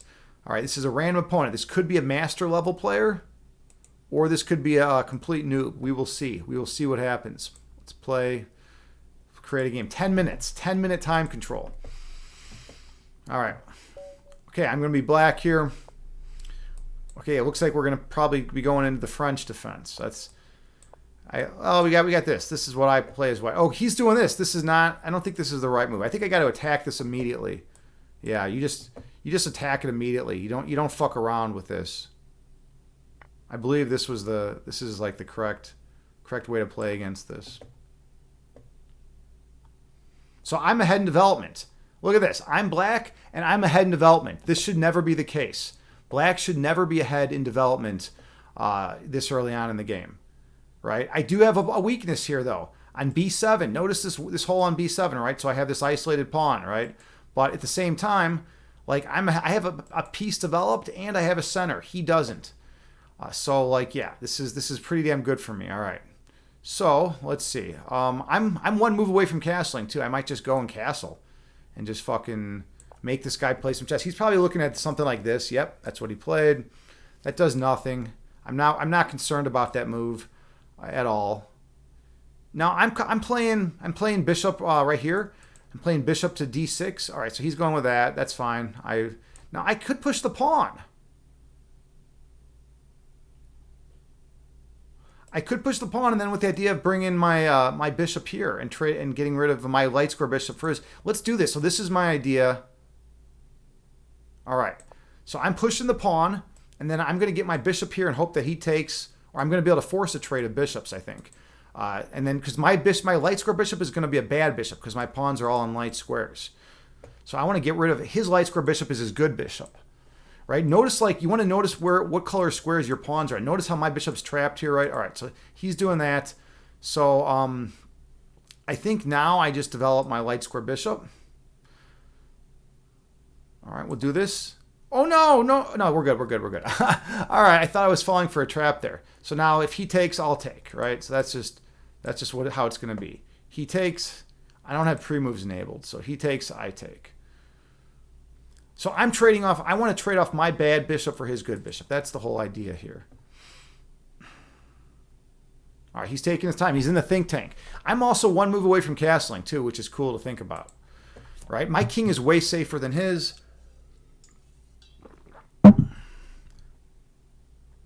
I could even play something like, I could play bishop to e5. This is kind of a cool idea. Attack the rook. Rook's got to maybe come over. What else does he do? And the rook's kind of weird. That would be a weird rook. Okay. Oh, he wants to go in for this? That's just a mistake. No, that's just a mistake, man, I think. Unless I'm missing something. And yeah, if sure takes, then that's fine with me. What's the problem here, man? What's the deal? I just gained on that. Look at this. I have all these pieces developed in the center. I have a lot of pieces exerting central control.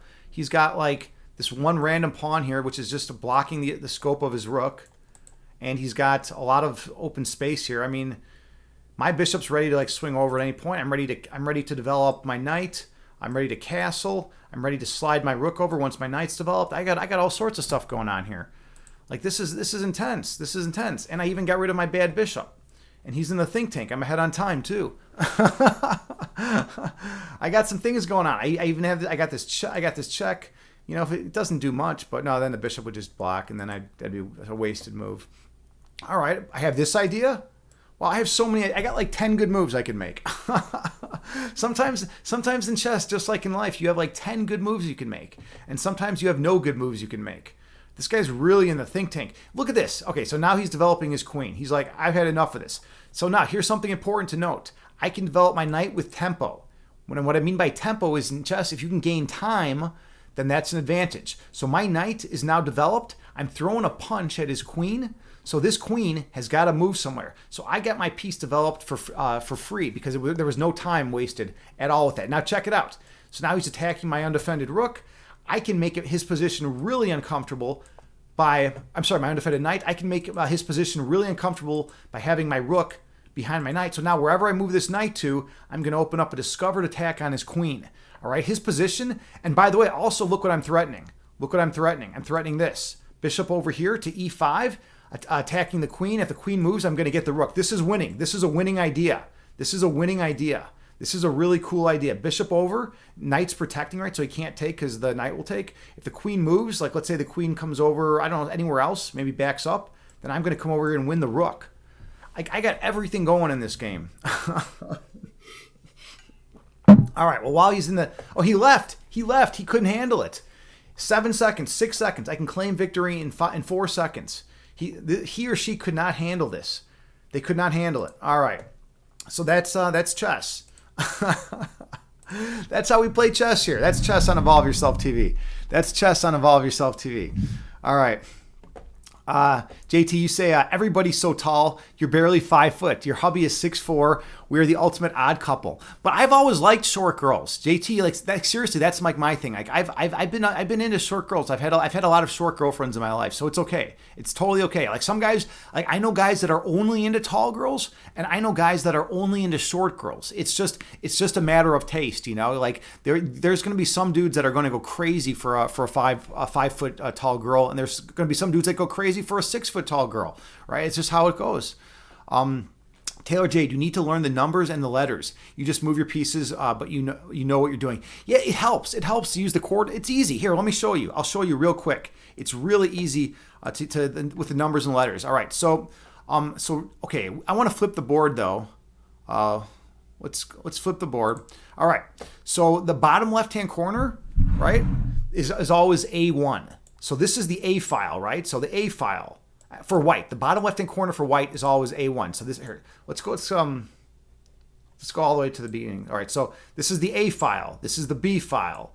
This is the C file. And the vertical columns are called files. This is the D file. This is the E file, right? All the way F, G, H. This is the H file, right? So we have A through H going over here, right? Those are the files. And then on the horizontal rows are called ranks, R-A-N-K in chess. So this is the first rank.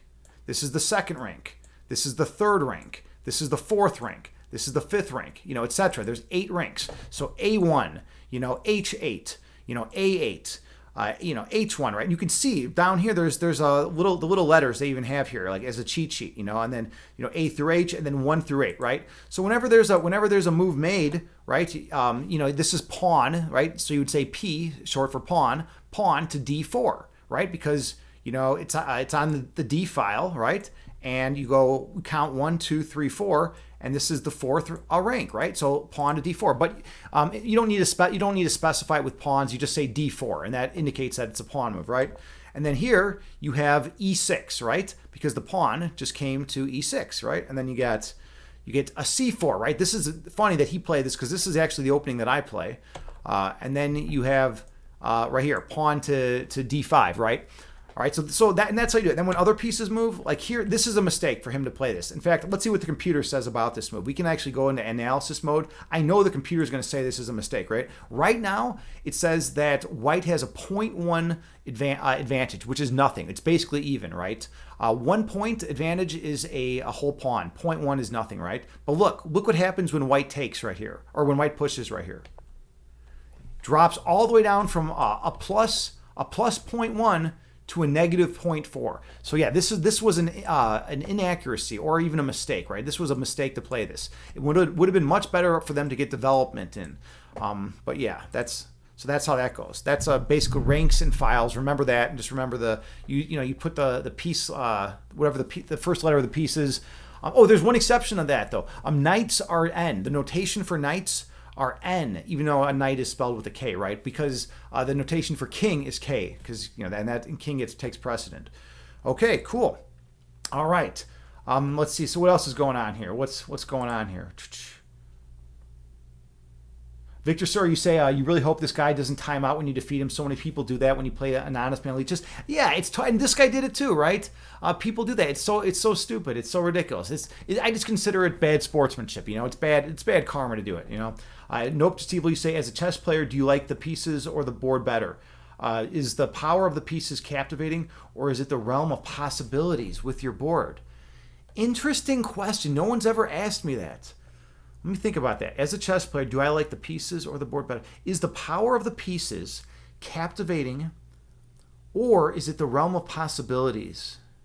It's the realm of possibilities. For me, it's the realm of possibilities. I mean, on a chessboard, you can do so many things. There's so many different tactical tactics in the air. There's so many different openings you can play. There's so many different styles of chess you can play with. And the cool thing about chess is that people typically play chess like they live their lives. So let's say someone is a very attacking person in real life, then they'll be a good attacking chess player. Or if someone's very defensive and is always on the defense in real life, in chess, at high level chess, they'll be more of a defensive player. It's pretty cool. It's a pretty cool system. But that's a good question, yeah. Victor, sir, you say you're clearly winning this one. Yeah, that game was not exactly the hardest game I've ever played. Tapped out, yeah. Victor, sir, you say so many people leave games or timeout, terrible sports. JT, you say, does it make guys feel more mighty with a short girl? You wonder. I don't think so. I mean, when I've been with short girls, I haven't felt more mighty as opposed to being with a tall woman, right? It's just how it goes. It's just everyone has different preferences, right?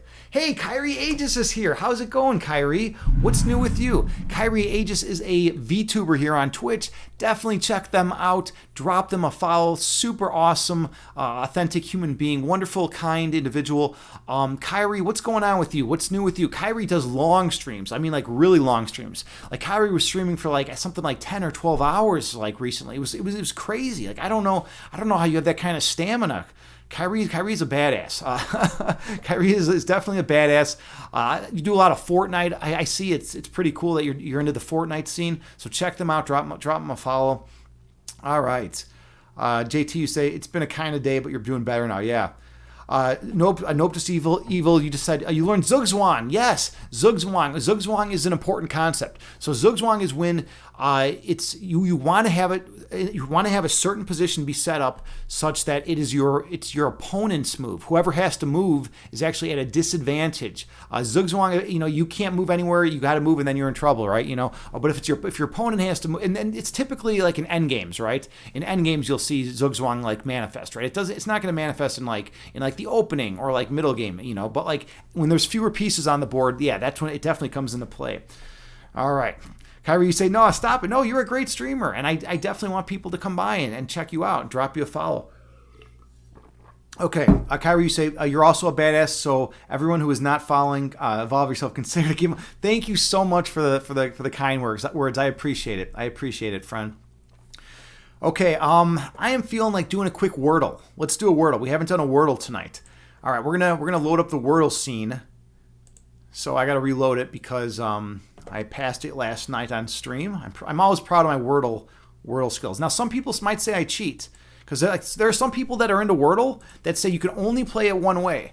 And they say I think it's like what if a letter comes up that you can't just you have to use it every time or something. I think that's ridiculous. That's absurd. All right, so we're gonna do a little Wordle. How many of you played Wordle, by the way? JT will explain Wordle to everyone who hasn't played it before. Gotta go. Work is calling. All right, Kyrie. See you later. It was nice of you to pop in. Have a good day. All right. Okay. Let's do Wordle. All right. Let me move the mic so I can see. I always start. With a do, because you get 4 of the vowels out of the way right away. So now I know there's an A right here. So I only have O left. So now I always do this. This is the route I go. This is the route I typically go. Okay, because R, S, T, L, E are the most common letters, and I have all of the vowels out of the way right now. I know there's an A right here. I also know there's an O and an R somewhere else in here. I need to get L though. I need to get L in here. So I got to come up with a word that has an L and then some O's and R's in different locations with maybe some other letters too. So how about let's see.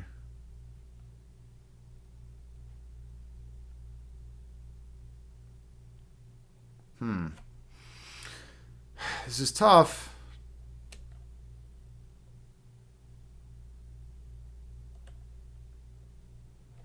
What about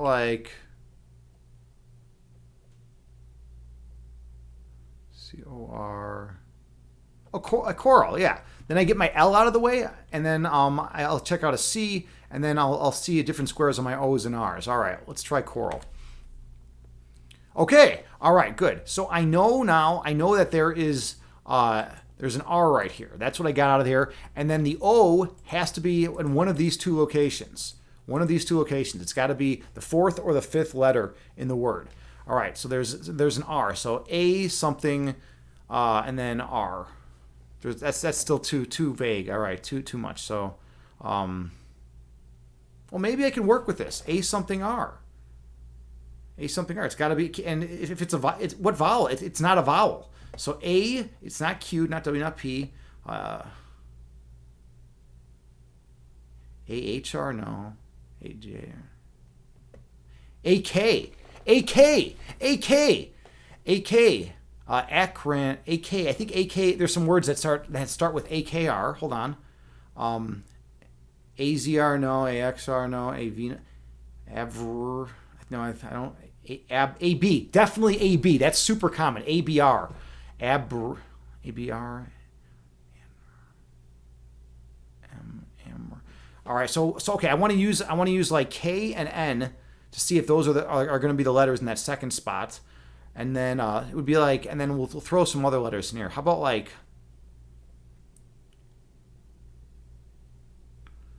A? I don't want to use A. I want to use something different, but I want to get the N and the M in here, and I also want to find out where that O is hiding. That O's got to be one on the left. So let's do.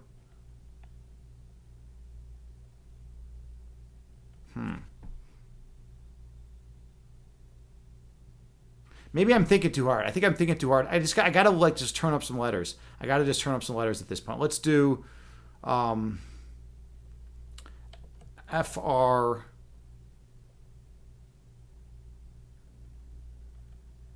And then just a vowel I need to use I want to use an M or an M. No, an N. An N I want.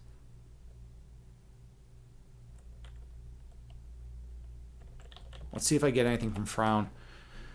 Okay, they got the N. I got the N. Whew, that's huge. That's huge. All right. And I know the R. So, okay, I know the R is not here, not here. Oh, I already know the R is. What the hell am I doing? All right, so it's A-R-N. A is the first letter, R is the third, N is the last letter, and then we know this is an O. We know this is an O. So it's A something, R-O-N.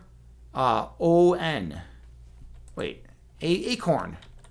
Wait, is that right? No. Akron? Wait. Wait, acron. What is that letter going to be? R? The O's got to be there. Oh, hold on. What letter is second? Let's see.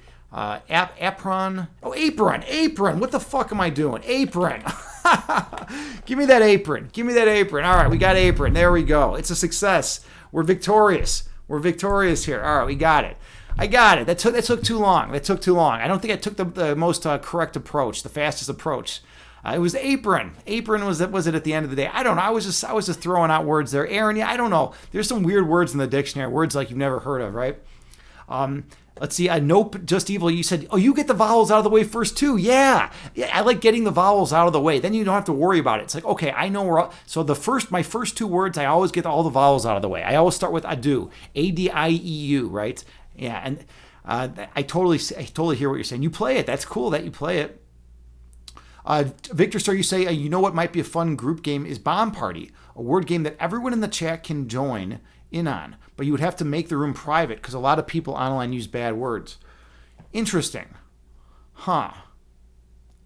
Has anyone else played this game before? Has anyone else played this game? This sounds kind of neat. Victor, sir, could you post it in Discord? Post something about it in Discord. That way I'll remember it, man. I've never heard of it, but yeah, I'm down. I want to make things more engaging for the chat. I'd love for people. I know people do marbles on stream, but I mean to be honest, I've never been a big marbles guy. I don't think that's like super engaging. But there are some games out there that are super fun.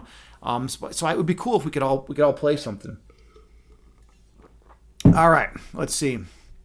Victor, sir, you said you think you can use your current hints to solve the word, knowing where the A and the R exist. Yeah, I mean, I like to sometimes get some letters out of the way, though.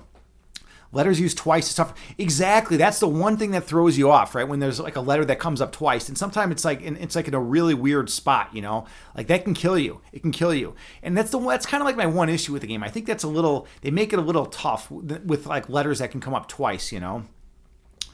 Victor Story, you say, yeah, definitely post link in Discord. Perfect. Oh, and by the way, speaking of which, everyone check out my Discord. Join.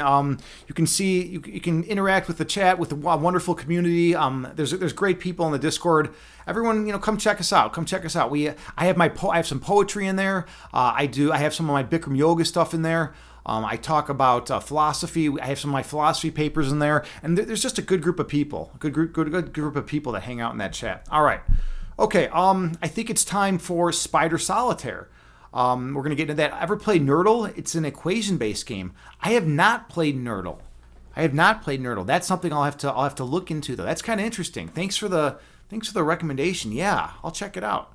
For now, though, and by the way, I would love to do some Doom Eternal streams on here. I also love Doom Eternal. Like I think that's the best first-person shooter ever made, and the soundtrack is so fucking badass. I love it. It's just like really intense, really intense. Gets you like real pumped up. So like I recommend Doom Eternal, but for some reason I have to I can't just stream it through OBS. It hasn't been working. So I have to like literally shut it down and shut down the OBS stream and like kick everyone out of chat and do it that way. So I haven't been streaming Doom Eternal lately. Okay, Victor, so you say, wow, now you're about to play Nerdle. Yeah, well, we'll definitely check it out sometime. All right, I want to do a Spider Solitaire, though. How many of you are into Spider Solitaire? Some of you are into this. And by the way, this is the bonus game, so I'm getting extra points for this. And I play it on expert level. Agni doesn't fuck around. I don't fuck around. This is expert level Spider Solitaire, all right? So we're gonna do this, and we're gonna go with it. My best score ever was 3 minutes. Was 3 minutes and 34 seconds, and that's a crazy score. To get 3 minutes and 34 seconds on an expert deck of Spider Solitaire is really tough. In fact, like I don't know, but I was like in the zone. It was like I had done like 20 lines of coke, like right. It was like I just kept doing coke. I was like, I'm not going to stop doing coke until I fucking beat this game in like 3 minutes and 34 seconds, right? So I just would do line after line, and I just got quicker and quicker and quicker, and the next thing you know, I pulled the 334. But that's never going to happen again, Taylor Jade, you said you're back. You were all in my Discord. Oh, cool. Well, welcome back. Thank you for hanging out, checking out the Discord. Much appreciated. All right, yeah, I'm doing a little spider solitaire. We'll see how this goes. Wish me luck here. Usually, if I get like around 5 minutes or 6 minutes, I'm like really happy with my score. But let's see where we're at. Okay, you got to sum everything up first before the clock starts. And then, so I know the 7 is going on the 8, the 8's going on the 9, and the ace is going on the 2. So that's what I know so far. All right, so we got this, and then we got the 7 on the 8. I want to back that up, go this 7, try it out. Doesn't do any difference. Nothing's different. Shitty start. Oh, nope. Undo. I got this 8-7, 8-7. We got the 5. Now it's still a garbage start. Okay, let's do this again. We got the 6. We got the 5. We got the 4. We got the 3. We got the 2. That's pretty. All right. Let's throw this on here for now so it's a little more organized. Do this. Throw the ace on there. Actually, ace should come down here. Throw this ace over there. And I think we are stalled out. We gotta. This is going to be a rough one. Yeah, this is going to be this could be a really tough one. Really challenging. We got a 10. Can't do anything. It can't do anything. Nothing. Got the 5. Damn it. Not good. Not looking good. All right. We got to move on. This is like one of those where you need a miracle. You need a miracle to win this one, right? This is just not going to be happening. 5, 3, 5, 9. Oh, this is ugly. So ugly. This is one of the ugliest hands we've had in a while. All right, we got the 5 going to the 6. Like I didn't get a single one solved here. Throw that 10 over there. Here, we can at least get some order. Bring some order to the court. Oh, look at this though. This is pretty. Okay, my first break all day. All right, I got my first break. All right, that's good. So 5, and we got the 5 right here. Throw that here. We got the 4-3. Let's take the 4-3. Throw it. Oops, 4-3. Throw it over there. We have this ace. Can hop on over here. I'll throw the 2 down there. Actually, hold on. I don't know if I want the 2 there. Do I want this 2, this 2 ace or that 2? It kind of lowers my. Hold on. Let's go with this route first and see what I have left. So I have more options this way. Jack 2.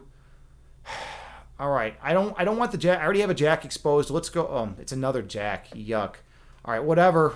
I knew this was going to be a sloppy mess. All right. 4, and we'll just throw this over here. And I think we're about ready to call it a day here with this. All right. Yeah. This is not ideal. Absolutely not ideal. Those of you who know Spider Solitaire know the pain that I'm feeling when you play expert difficulty and you get a deck like this. This is just something. This is really something. 9-8, 7-6. Okay, so which 7-6-5? If I do that when I get a jack, I'd rather have I have 2 4s already showing here. I'm gonna go with the jack actually. All right, 6 right here, and then. Oh, this is literally the ugliest thing I think I've ever seen. There's no way. There's nothing I can even do here. 6. I mean, I can throw like a 4 here, and like what else? There's nothing. 7-6, 5. Oh wait, hold on. There's a little bit of hope. I get to uncover. Hold on. Do I want the 9? No, I got to uncover here and pray.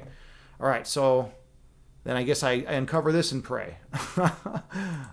There we go. Yeah, I knew it was coming. All right, whatever. We're gonna. I need a new shuffle. That was ridiculous. That was absurd. By the way, everyone who is hanging out with me, I appreciate you hanging out with me. That was what's called a bad deal. That was a bad deal. Let's see. Taylor J, you say you got this comeback. You're Spider. You're not great at. You know your limits. Spider Solitaire is tough. I mean, if you play on expert difficulty, and this is the bonus game too. On top of that, right? So yeah, let's give. I want to give it one more shot. I got to give it one more shot, right? Because it doesn't leave a good taste in your mouth. It doesn't leave a good taste in your mouth to just go away with a loss, right? That's how I feel. Okay, this looks like a much better starting hand. Let's do this. All right, so we're gonna throw the jack up. Then let's try this 10. Yep, I'll keep the 9. We got the 5, the 6, the 7. That's all looking great. We got the 9. Oh, look at this. This is already a million times better. This hand is already infinitely better. Like, unbelievable. Can you believe, like this amazing hand that they're giving me? I'm at 5 already. All right, so now we got to just... Nope, don't want that. Let's go to the 7, actually. Nope, don't want that. We'll do the queen. 6, 5. Yep, this is looking good. Looking good so far. That's all right. We already checked that out. We don't want that 7. What was under that 3? The 8. We'll take the 8. And then we have a 6. Okay, whatever. It's a good start. We're gonna. Oh, we got this 765. We got the 765. We got this. All right, cool. Yeah, look at that. Look at that. The whole world is coming into alignment. All the chakras are being balanced right now. I need a 4 though. Where's my 4s? They're not giving me any 4s. These guys got to give me a 4 though. You know, come on. Let's try this out. I don't want that ace. Let's see what's under here. Nope, I don't want that. I already have a 6. I'd rather have the... I got this. Yeah, we'll go with that. Okay, let's run on over here. I need my 4. Where's my 4? Give me my 4.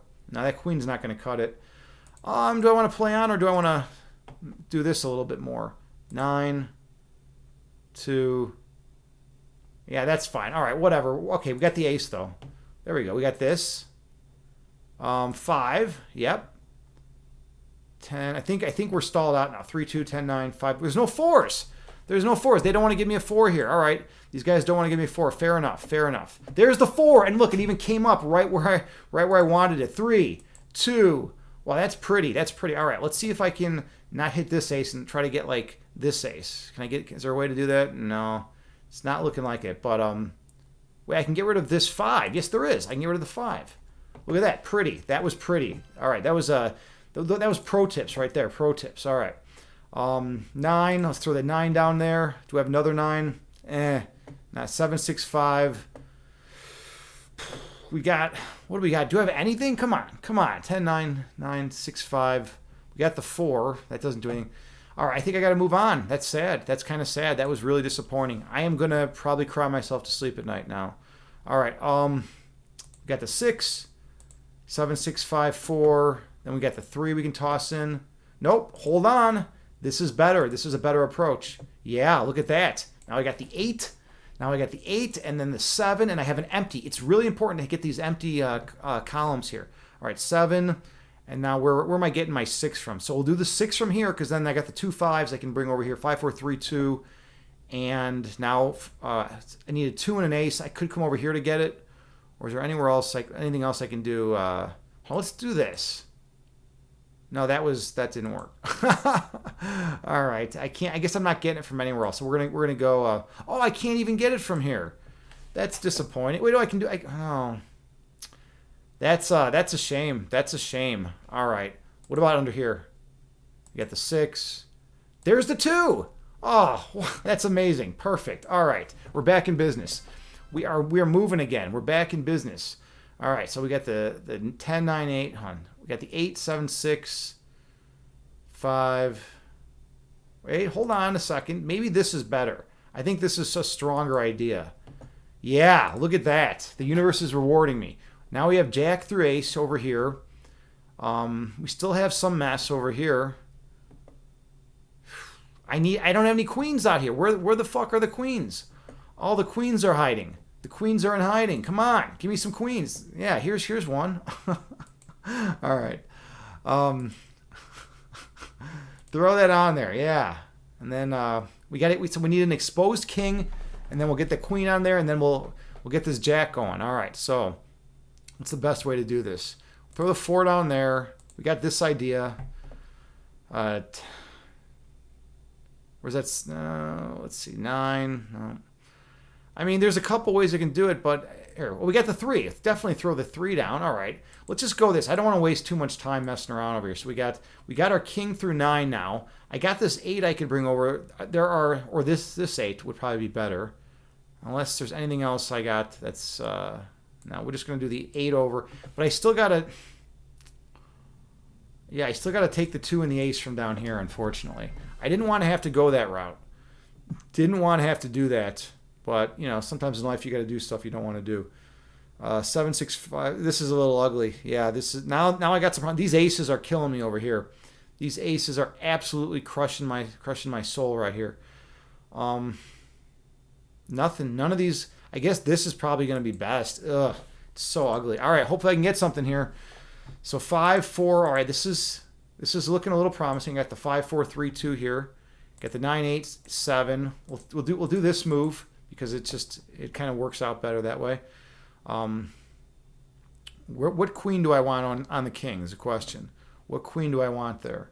Let's go with this queen, and then we'll throw that ace there, throw the 3 over there, throw the 2 and the ace over there, and then we can come back over here. And I guess what? This move?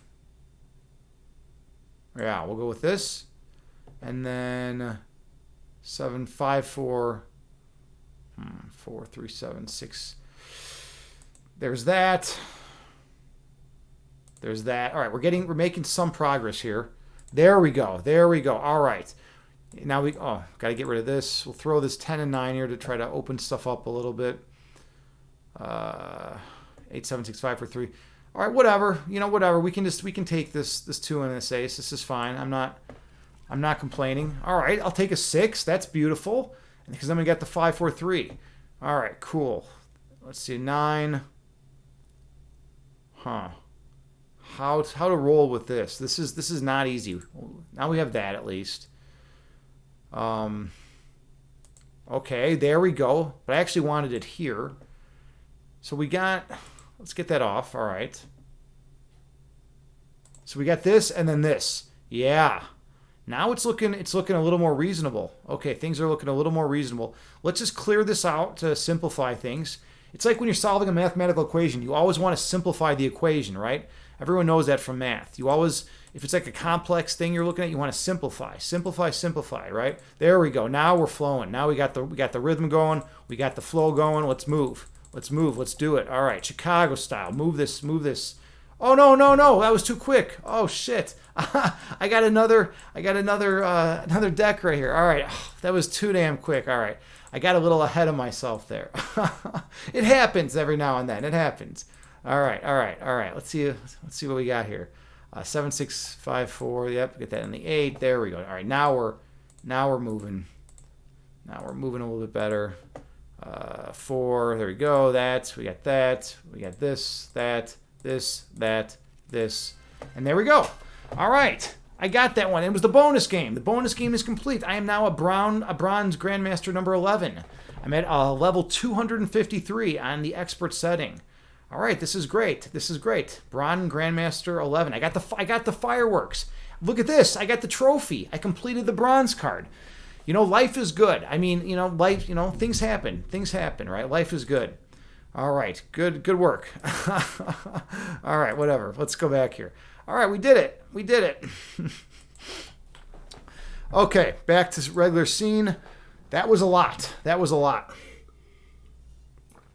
All right, where else are we at here? Let's check out where we're at here. Ann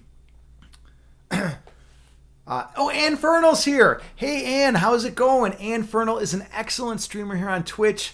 She is a wonderful human being. She's I call her an academic. I don't know if she'd refer to herself as an academic, but she's smart. She's funny, and she does gaming streams. She does crafting streams. Super awesome, entertaining person. Brilliant. Watch her, check her out. You will not be disappointed. And I believe you're from. Okay, let me see if I can get it right. Is it Ecuador? Is it or Central America? Like where were you from? I always forget. I'm like the worst. I'm the worst at remembering where people are from. People have told me they're from someplace like 50 times. I'll forget it like 300 times. That's just how it goes. Let's see. What else did I miss in chat? Oh yeah, Ecuador. All right, I remembered. All right, I got to stand up for a second. Stretch out. By the way, if you're sitting down for a long time, stand up and just kind of stretch out. Just kind of move around a little bit. Yeah. I got my basketball shorts on with my nails shirt today. It's like a weird combo.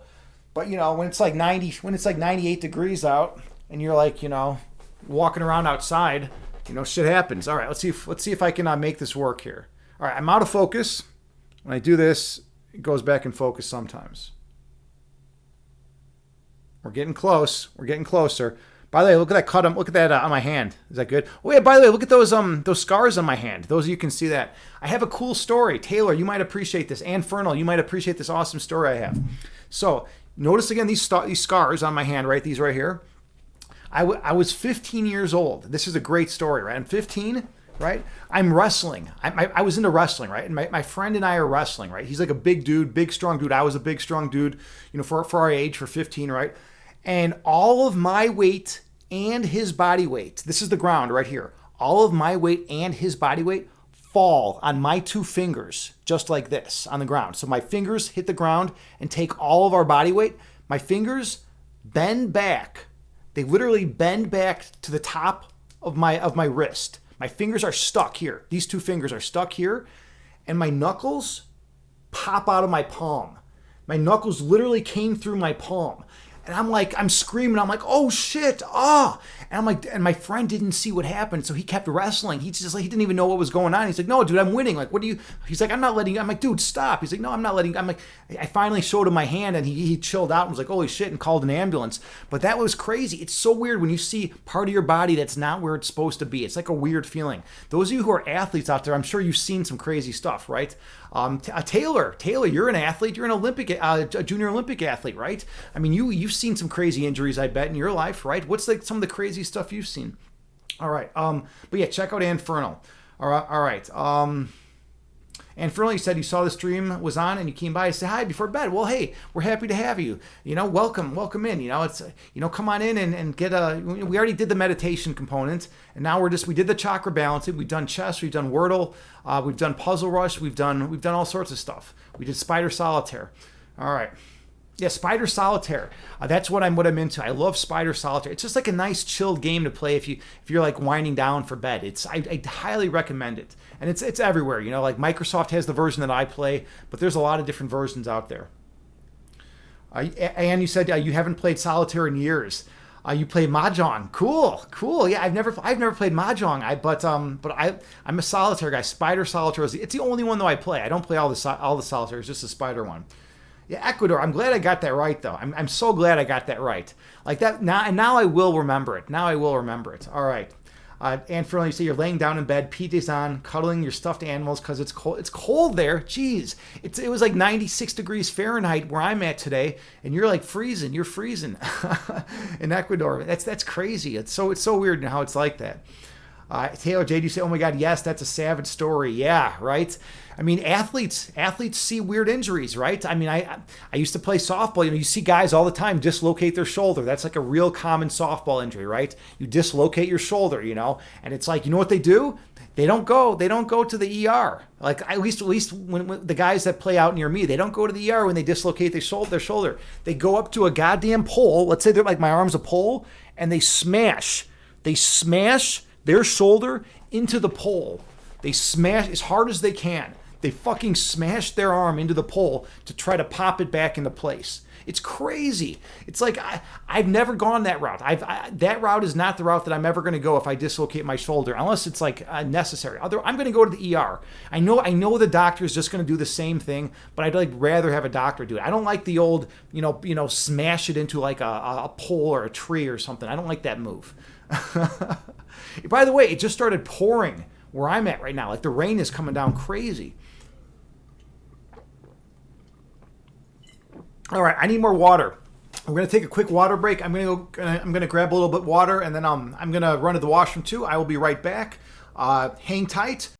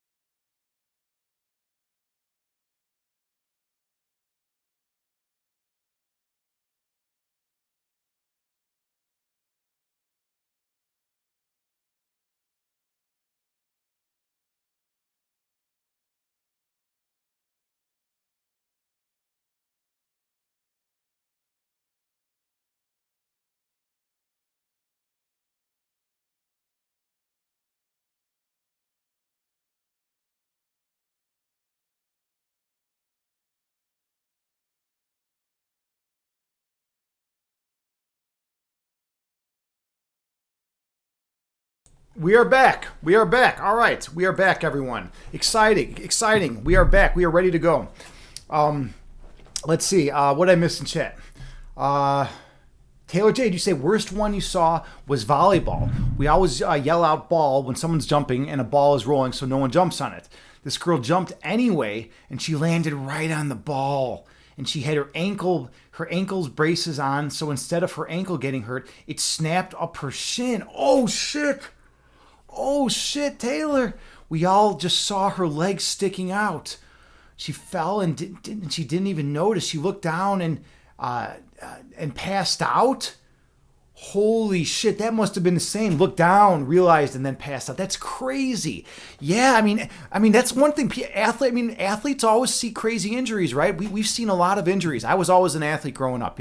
I played baseball, football, basketball, and soccer. Those were my sports. I wasn't a hockey guy. I didn't play hockey, but baseball, football, basketball, and soccer. Those were my sports. And you see some crazy. Think about how many times you see fingers bent in weird ways and weird dislocations and ankle sprains. Say you're in volleyball, you probably see ankle sprains all the time. You say and crazy ACL injuries, all that kind of stuff, right? Oh, well, that's crazy. And Fernando, you say you probably would have passed out as well. Yeah. When I had my fingers bent back here, my knuckles popped out of my palm. I didn't pass out, but I went into shock. I just kept I remember sitting in the ambulance. The ambulance rider's like, "Oh my God, you're going to be okay." And I'm like, "Dude, this sucks. This really sucks." I just kept saying this sucks. that was all I could muster. I was like, "Well, this sucks, dude. This sucks." And then I had to wear this weird brace for a long time on my hand. It was pretty annoying, right? Let's see. Taylor, you say you're used to popping your shoulder back in and keep it going, but doctors took out 2 of your right ribs so your arm rotates better and doesn't pop out. Interesting. Wow, they removed 2 of your right ribs. And you're better off because of it. That's pretty cool. And that's interesting. I've never heard of them doing that. Huh. Did it used to do that a lot? It used to pop, your shoulder used to pop back in and out. I have a friend whose her knee is always getting dislocated, and then she has to pop it back into place. But I'm not used to it. I'm not a kind of guy I've never even had my shoulder dislocated.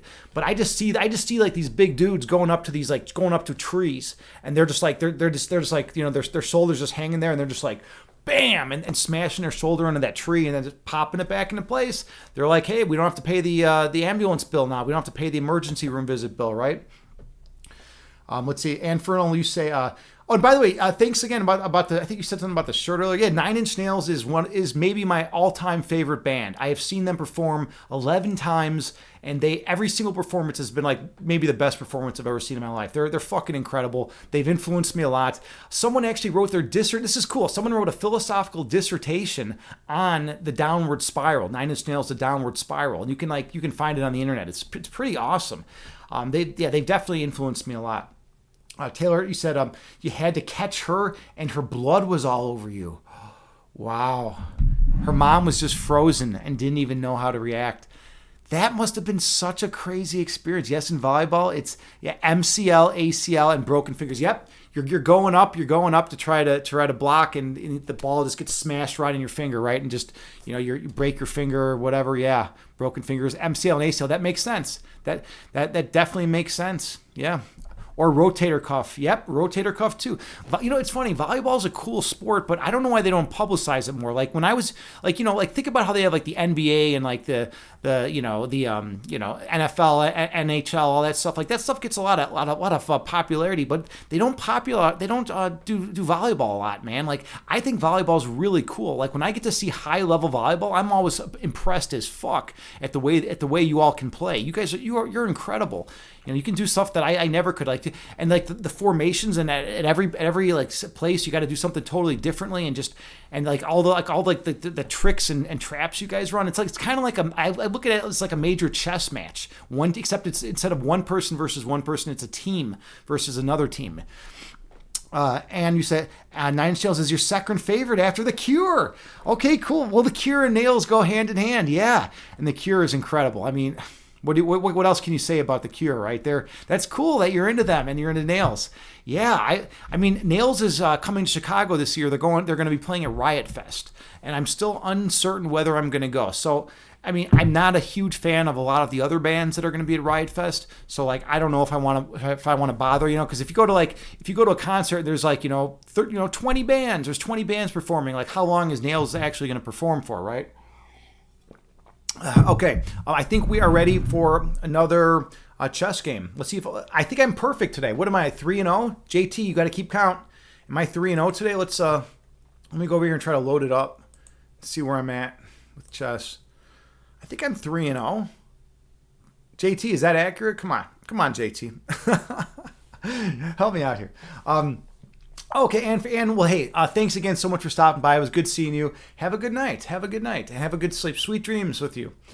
Taylor, you say, it's sad pro volleyball has actually gone into bankruptcy. Then they have come back with new sponsors and now have college beach volleyball to help with funding into pro after college. That is sad. Yeah, it's a great sport. It really is. I mean, you got to be in perfect shape to play volleyball at a high level. It's amazing. And I don't know how you can all jump as high as you can. That's also crazy. Like I've never had hops. JT say, yep. Okay, so I am undefeated today. All right. Yeah, and he said, have a great rest of the stream and have a super great day tomorrow. Thank you so much. And you too. You as well. Okay. All right. Let's do this. We're going to play some chess here. And I'm going to try to make it instructive too. I'm going to try to teach while we play. Let's create a game. We'll do 10 minutes so I can actually... Okay, cool. I got the white pieces this time. Remember, this guy could be a grandmaster. He could be a newbie. All right. So far, all his move is standard, his one move. All right, this is a terrible move. I'm going to beat this guy. I already know this guy sucks. It's kind of a funny thing to say, though. I already know this guy sucks. And I'm just going to take when he recaptures. That's like a funny thing to say. Like, no, I mean, this is just not a move you make. You don't make... Here's the problem. And let me tell you why this is a terrible move. He's already moved his knight twice. He's moved his knight twice in the opening, all right? And here's the thing. In the opening, you don't want to move your pieces 3 times. He's moved his knight 3 times in the opening, all right? In the opening, you don't want to move the same piece more than 1 time, typically, unless you're playing certain openings, right? So now what this means is I am going to be able to have an incredibly strong center. So the beginning of the game is always a fight for the center of the board. Okay, so he just blundered. He took my pawn, and I win his knight.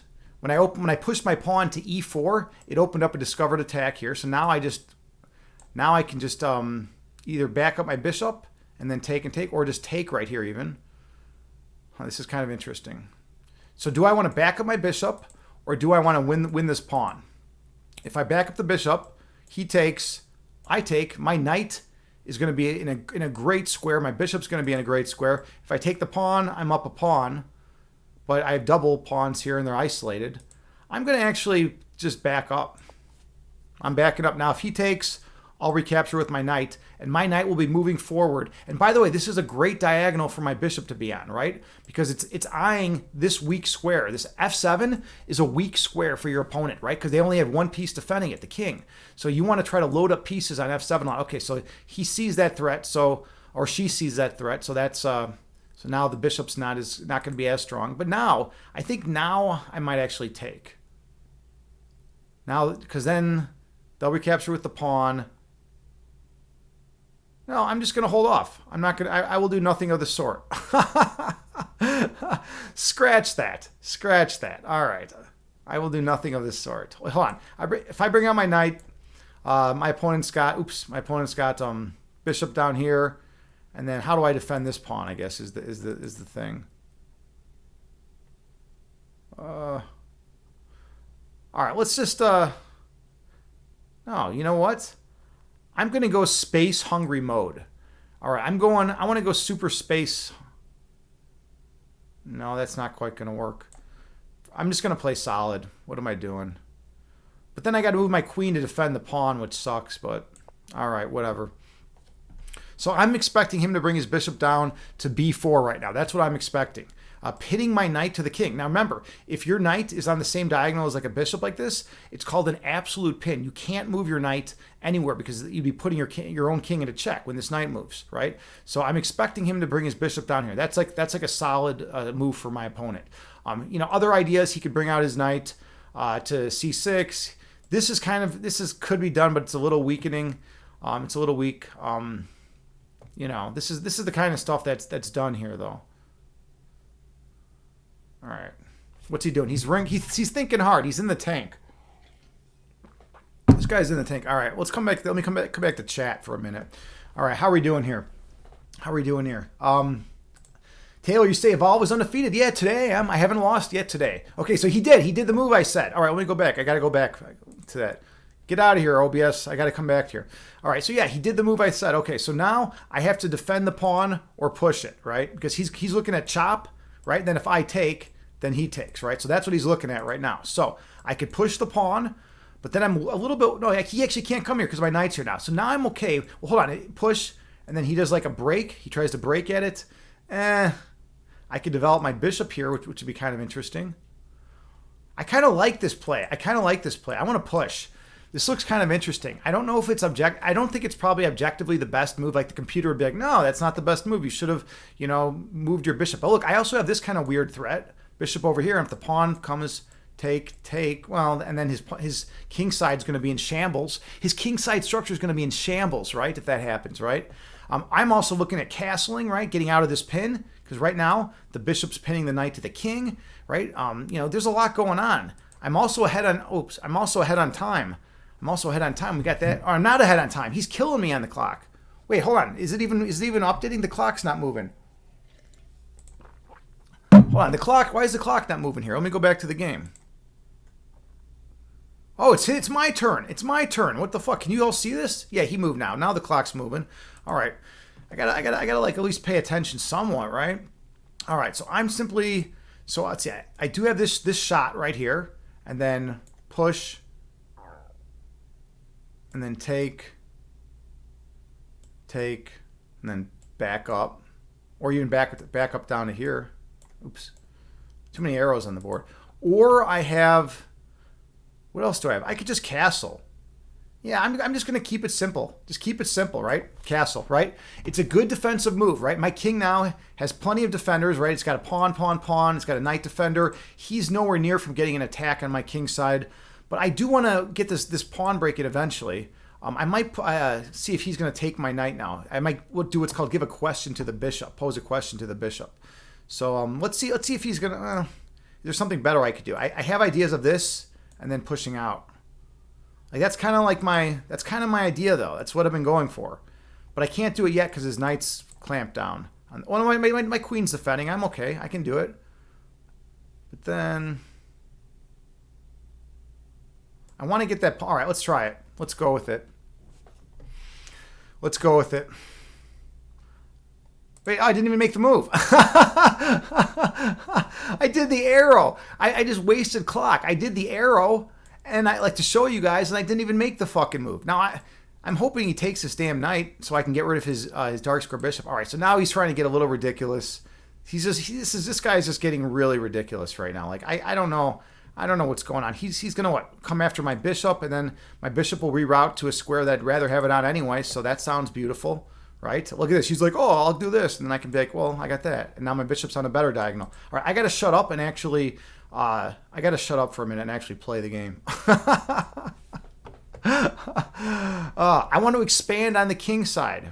That's what I'm trying to do here. Okay, he does have this nice juicy square now for his knight, though, right? I could go all in. But I'm not going to go all in because I'm not that ridiculous. Let's go with this. All right, he's looking to come in here. Yeah, he's going to get a nice square for his knight. Oh, he's doing that? What the hell does that do? It opens up the queen diagonal. Maybe he wants another attacker here. I don't know. I'm ready to get rid of his dark square bishop though. I can force a trade now. This is actually really cool. So I can force a trade of his dark square bishop for my knight, and that will benefit me. So he takes, I take. And look, he's got to take. Otherwise, yeah, so he takes, I take, right? He had no retreating square to go to. All right. So this is all fine and dandy. Let's see. I want to, Maybe I do have to go all in with this crazy attack. Or maybe there's something else I can do. I got to like stop. I need to, let's see. This looks good. This looks good right here. Let's go with this. Just because it looks good doesn't mean it is good, though. I don't want him gaining too much space, like on the queen side. He's already got pawns coming forward, right? He's got a lot of pressure here. He's attacking here. I don't want him gaining too much space. If he pushes, then I just take, and then he takes. Okay, so he's going in with this. So now my rook, he's actually got a threat going on right here. All right, so I got to move my rook. Yeah, well, I could just take this first and then move my rook. Or does it? No, it's better. It's better for me to move my rook. So the question is where? I think this is where I want my rook. Okay, cool. His threat was either taking or pushing, and then being on my rook with his bishop. Notice this is gonna come up. I'd rather have him take. Then I can recapture, and my bishop's gonna be on this great diagonal.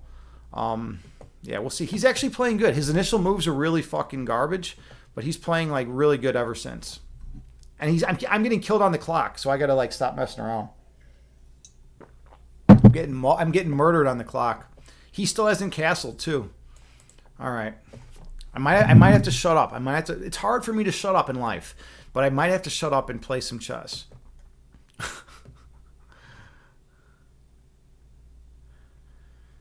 All right, what's he gonna do?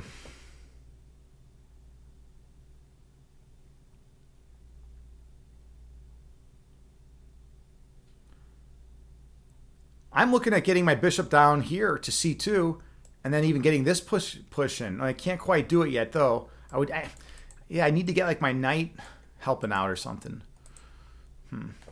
He's taking his time. He's really taking. I mean, look at his bishop though. His bishop can't do anything right now. His bishop's blocked off. It's just hitting. It's hitting its pawn. It's stuck. It's like a garbage piece. I mean, he needs this to come off.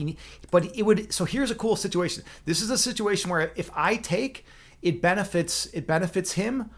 If he takes, it benefits me, because he takes, then I take, and then my bishop is going to have this great diagonal, right? So you got to remember that. Sometimes in chess you don't want to take just because you can. All right, where are we at here? Where are we at? He's really in the think tank right here. All right, I got to keep my edge though. When I'm streaming, sometimes I lose my edge, especially if I think I have the game won. But I mean, at the end of the day, I have 4 minutes and 13 seconds, and he's got 5 minutes. So he's ahead on the clock. I've caught up a lot though in the last 2 minutes. We'll see what he does.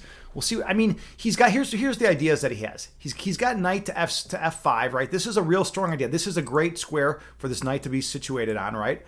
I could always give it a kick by playing g4. But then, I mean, it's just then he just backs up and my king side's weakened. He's got ideas of castling. He's got ideas of getting this rook more active, maybe moving it over somewhere. I mean, what else can he do? What is this guy like still around? Is he pissed off and bitter and going to leave the game now? I think he's going to leave because I'm up 2 points. I'm up 2 points and he's in a helpless position. Is this guy really going to leave the goddamn game? Yeah, well, we're even on time. I mean, all right, whatever. I'm coming back to OBS so I can see the chat. Yeah, I think this guy's going to be a poor sport and just leave. He's going to walk out. Like that's ridiculous. That's ridiculous. All right, where are we at here? Well, I missed a lot in chat.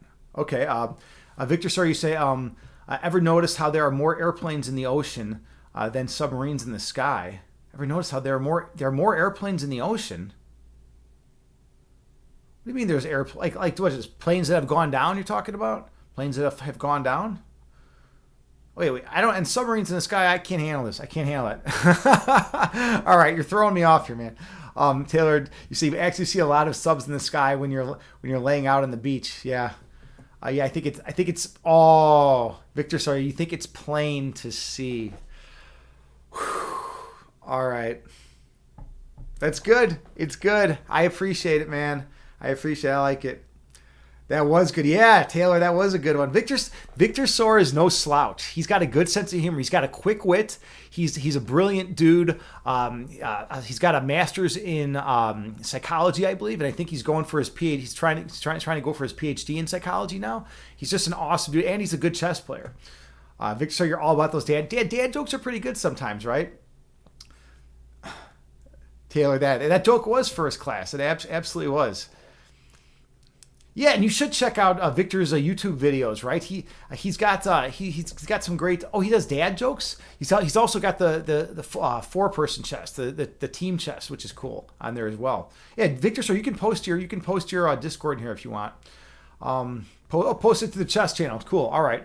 Yeah, Victor, so there is that caveman attack, right, with G4. Like, here, let me go back. I can make this instructive while we're waiting for this idiot who just wants to just like leave apparently. So yeah, like this move right here is actually like a caveman attack, right? Kind of over here, and I can kind of like push out and start breaking things open, right? But the only thing is, can he get an attack over here anytime soon? I don't think so. I don't think he can. I think this move actually needs to be played. I mean, whether I want to preempt it with H1, King to H1 is another idea, right? I might play like King H1 and then G4. If he brings the knight down, I think this is. Oops. I think so. He plays knight F5. I think G4 is the move, because then where's his knight gonna go? What's his knight gonna do? It's literally gonna have to be like, well, hold on. He could hop his knight then over here because the queen is defending, right? And then what? If I take, his queen takes, and now his queen's, yeah, but there's no threat. The queen's in good position, but everything's covered, and he doesn't have a secondary piece. You need, if you're going to be attacking with the queen, you need a few pieces there. You need some pieces. You can't just attack in isolation with one piece and expect to win the game, right? So yeah, this guy is just really, he's scared and he's pissed because he's down 2 points and he's leaving the game. I mean, notice, right? Like, check. I mean, you can do a material count real easy, right? We each have a knight. We each have 2 rooks, right? And I have 2 bishops, and he's got 1 bishop. That's it. You know, at the end of the day, I have 2 bishops and 1 bishop. When you're up material like this, a lot of times you just want to trade down. You want to trade down your pieces. And then, that way, at the end of the game, you'll have like some pieces and be able to checkmate him, and he'll just have a king. Or she'll just have a king. You trade down when you're up material. What a poor sport though, just to leave. Victor Story, you were commenting on this earlier, how people become poor sports and just yeah, there with 30 seconds he makes a move. Yeah, come on, buddy, come on. That's just how it's going to be. He was trying to be sneaky. He probably thought that I thought that he left or something. All right, okay. He castled. I'm going caveman. Hold on, I could take the pawn. No, I can't because the knight's guarding it. All right, I'm thinking of going caveman style now. I'm also thinking of bishop down and out. He's got to make all his moves real quick. Here's the thing, though. I can play. You know what? Because he was going to be a weirdo with time, I'm not gonna go in for anything super quick. I'm gonna go in with this nice. I have this nice light square diagonal now, cutting into his. Okay, so he wants to do that. So he's going in for that. So now, I can't quite push out. This is kind of interesting. What to do here?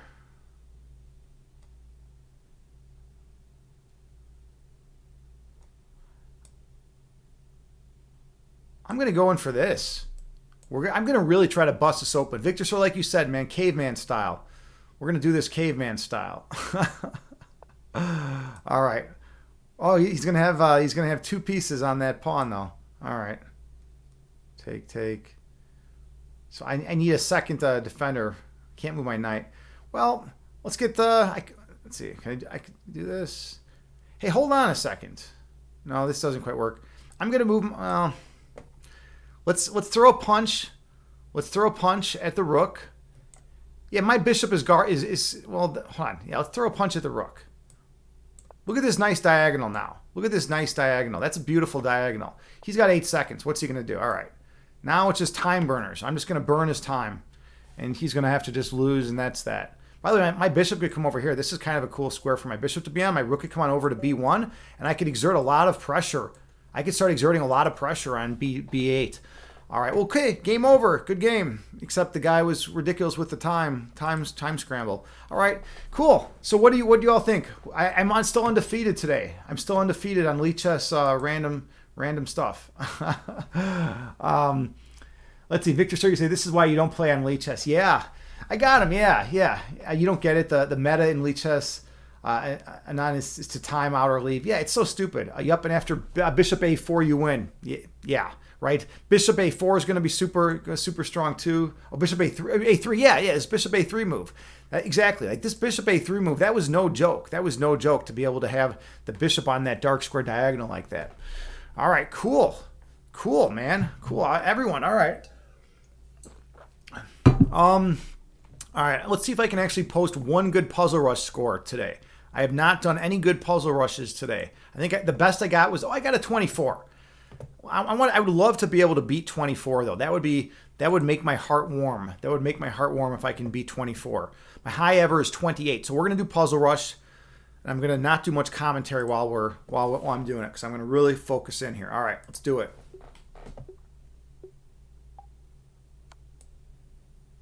Win the queen.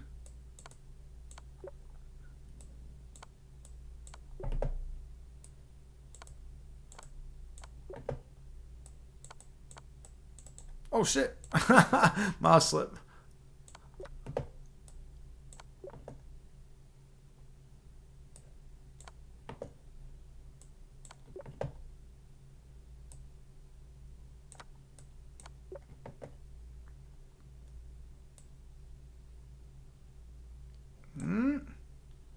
Yeah, I guess this is it. All right. All right. I gotta stop messing around a little bit. Smothered mate. Those always make me happy. All right, I'm a sucker for smothered mates, everyone. Just so you know. And I'll explain what a smothered mate is later. Check. All right, gotta do this, then take. There we go. There's that. There's, oops. This idea, I think. Yeah. And then this idea, I believe. All right, then. Hold on. I think take. What am I missing here? I can't just promote. What the fuck is going on here? I don't know. What am I not seeing here? What am I not seeing here? What, like this? Oh, this. Yeah. Come on. All right. Black move. Jesus. All right. Come on. Give me this. Give me this checkmate. Let's see. I guess we do this. Yeah. There we go. Things are getting tough. Things are getting tough right now. Oh, that's kind of neat, I think. And then we have this. Wow. That was pretty. That was really pretty. Okay. So we have this, and then this, and then this. Mate. Do that. Sack that for the mate.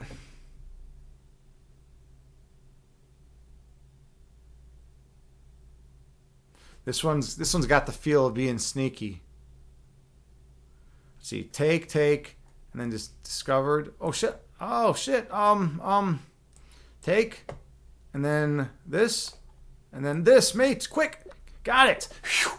All right, 24. All right, 24 is a solid score, and the cool thing is I got them all right. I did not miss a single one. All right, I'll take that. I want to go back to that smothered mate though one, so I can show you guys. So I can teach what a smothered mate is. Where was that one? That puzzle. Where was that smothered mate puzzle? Where is it? No. I think I passed it up already. Yeah, I must have passed it up. Where was it? No. Was this it? No. It's not a smothered mate.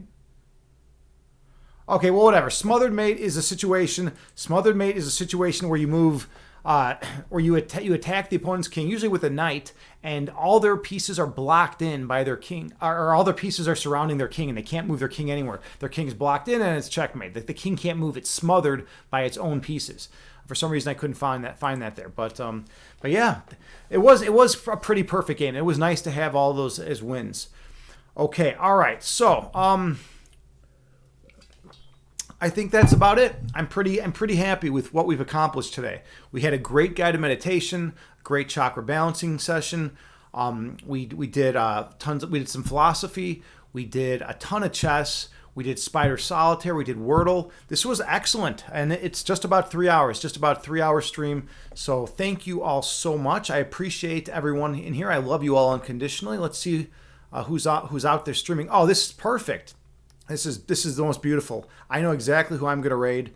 Let's get the raid call going here. It's someone who's very much a friend of the chat. Someone who's very much a friend of the chat.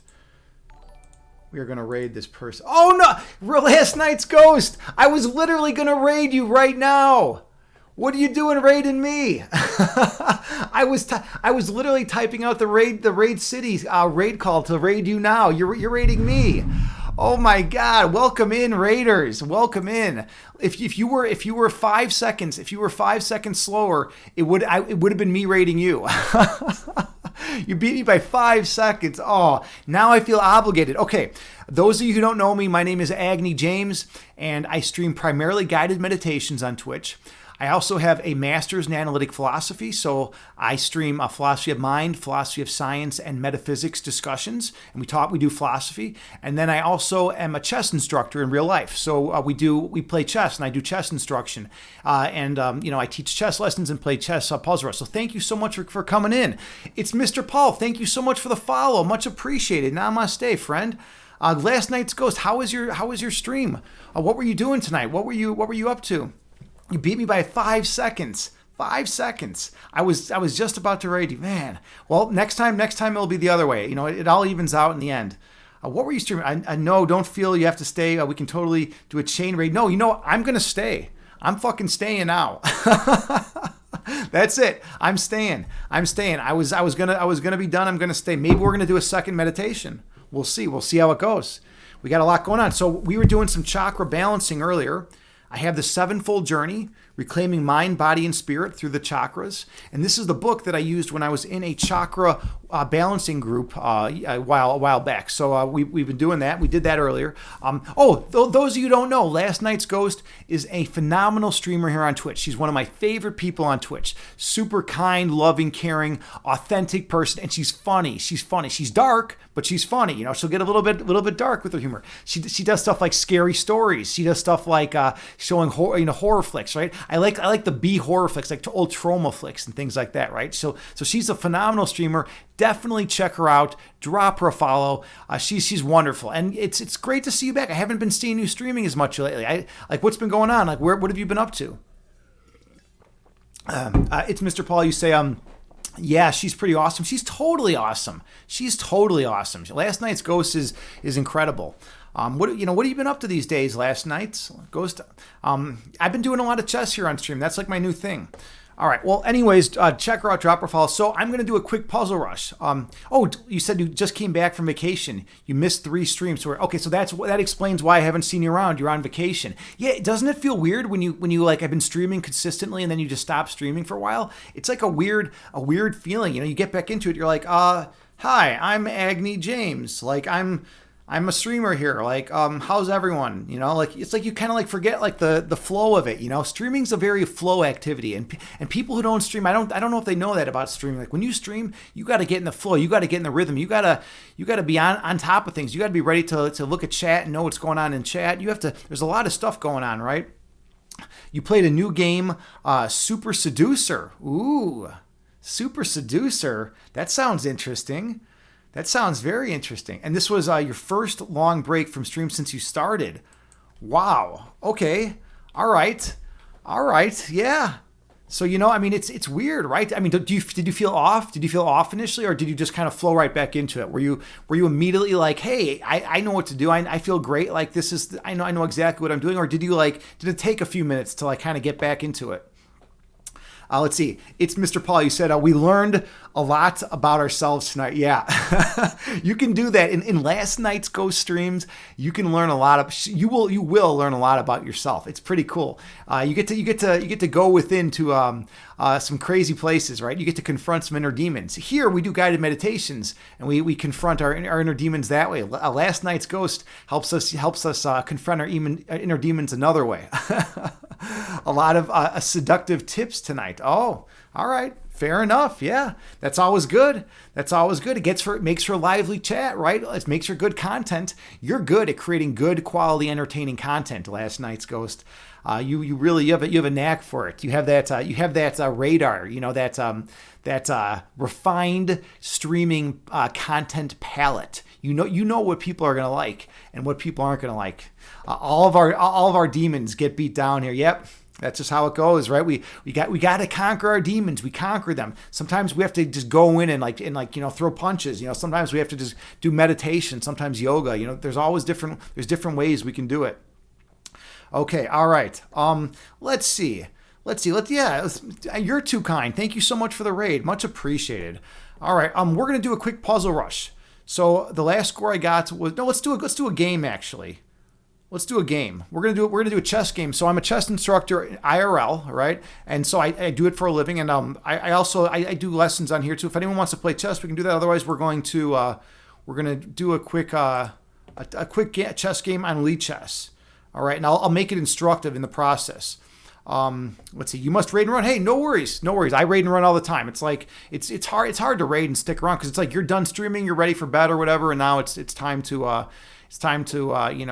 take off or whatever. I get it. I totally get it. I do that all the time. Well, have a good night, last night's ghost. Thanks again for the raid. All right, let's do some instructive chess. We're gonna play a random opponent on Lee Chess. So this guy could be a grandmaster. He could be a noob. We don't know what we're gonna get from this guy.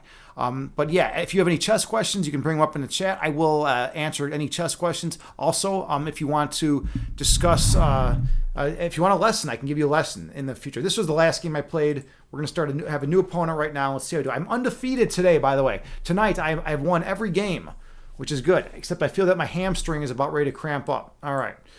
So I played D4, C4. Okay, so now he took. So this is Queen's Gambit accepted.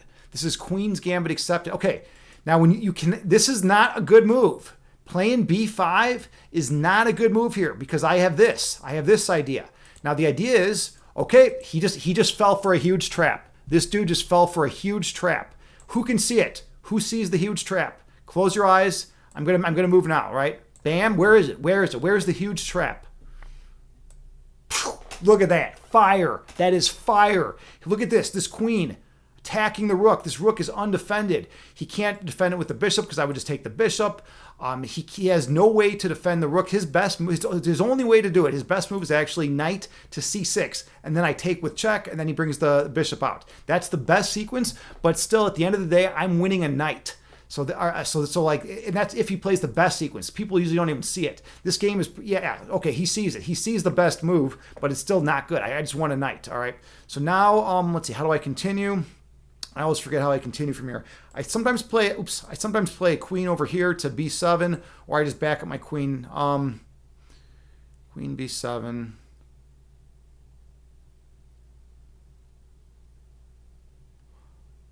Yeah, let's do the queen b7 idea.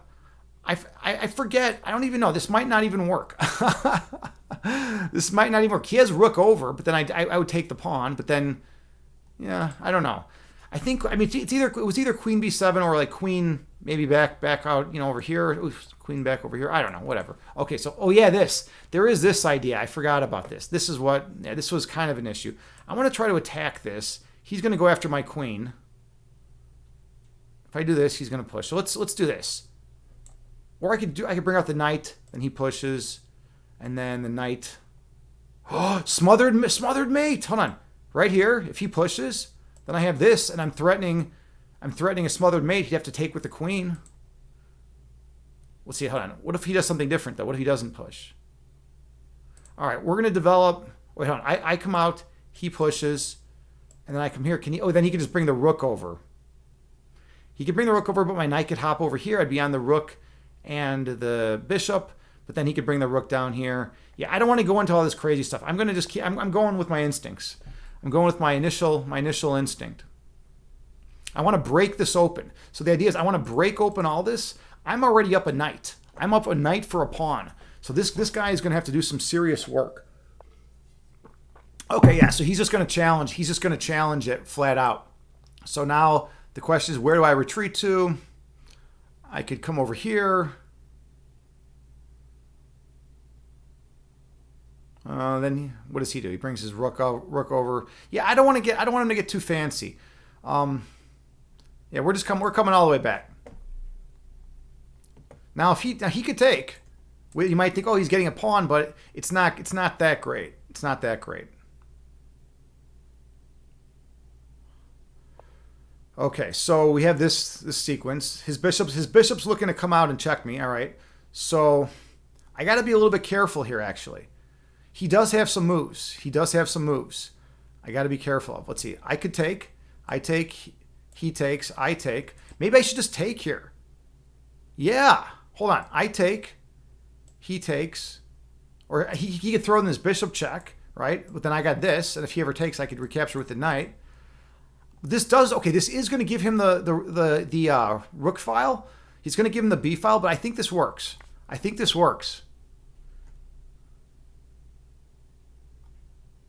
Yeah, he'll take, or yeah, now I play this. I play bishop d2, and now what does he do? Unless I'm missing something. I could be missing something. I mean, his bishop move is not going to be super strong. Now notice also my bishop is eyeing the c4 pawn. I'm honed in on it. He can't stop it. I could just take it at any time. All right, so I think that's a terrible move that he just made. Yeah, this guy just made a terrible move. So I'm just going to take. Now look at my pieces. They're all starting to coordinate and come together, right? I got some good things going on. I just want to get my knight developed and then castle. Okay, so, all right. I got to be a little careful. I can't get too ambitious. Here. So where does my bishop go?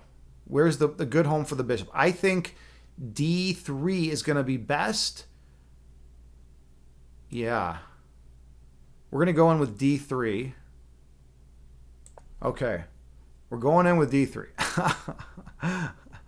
I want to get this knight developed in castle, though. I really do. And this would not be the square I want to develop the knight to. It's going to be knight e2, and then castle, and then I'm just going to... I have such a material advantage. I'm just going to roll. I should be able to roll him. The one thing he's got is this pawn. Okay, he's got that idea. Let's just develop. We're just going to develop. I'm not going to spend too much time. I'm not spending too much time on thinking about this. We're just getting the knight developed, and we're going to castle, most likely. And then once I can, okay, he's throwing a punch at my queen. All right, so he's throwing the punch at the queen. I come over, he could throw the punch at the knight. So let's go for a queen trade. Let's see if I do that, he does it with a bishop. All right, so maybe I actually need to push out here. Maybe I need to make this push, this e4 push. I could do it. I mean, there's nothing wrong in doing it. I have enough defense. We're going to do it. We're going to do the e4 push. Gain a little space in the center. I mean, it does make the structure a little weaker, right, with these pawns, with these two pawns, right? But I'm gaining space in the center. I have enough defense. I have two defenders. He's got two attackers. He still doesn't have a great way to push forward. That's the thing. I'm going to castle, and once I'm castled, if he doesn't have an attack going, like, you know, he's in serious trouble. He does have the time edge, though. I'll give him that. He's got the time edge. I also have ideas of maybe bringing my bishop over here eventually after I've castled, you know, but then he would just bring his bishop here, I guess. But then I'd have the fork. Ooh, look at that. Bishop here, and then the pawn fork. He saw it. I can't get that in. All right. I'm tempted just to push out now, just to push forward. That kind of sucks. Wait, no. Now it works. Now I take. Check it out. He takes with the queen. Oh, but he's on the rook. So it's not going to work, right? Because normally I take.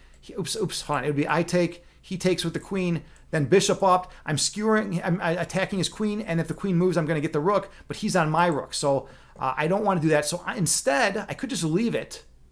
Well, I don't want to leave it because then I could just leave it and castle. All right, I'm just going to leave it in castle. And if he takes, I'll just, yeah, here we go. Here we go. I just left it. He might take, then I just recapture with the knight. I get a better square for my knight. I'll be attacking his bishop. Cool. I'm talking too much, so look at this. I'm already down to, I've already used half my clock. I was also really considering the idea of playing D5, throwing a punch at his bishop. Because, if you play D5, I mean, that's pretty powerful, right? I'd have a very strong central presence. I would have a pawn in his territory. All right, he's going for that. So now I want to get this in. So I can't do that. I need to get this knight developed first. So the knight's got to, now my last piece is finally developed. Okay. Oh, I see what he's looking at. You always got to look at your opponent's threats. He's looking at bishop here. Hitting my queen, right? Then my queen. Oh no! Oh, okay. That was ridiculous. That was a mouse slip. But I think it's going to be okay. Oh man, I can't believe I did that mouse slip. That was ridiculous. Funny enough, though, I think, yeah, it's actually going to be all right. I know I could take the pawn. I could force a queen trade here. All right. So here's something interesting.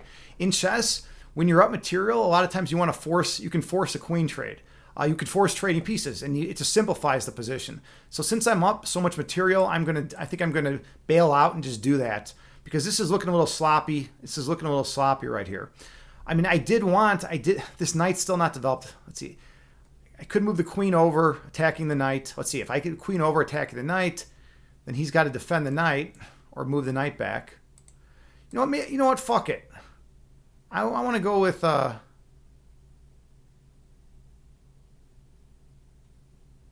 I'm just getting too pumped up over this shit. Hold on. Queen over, attacking the knight, defends, and then take.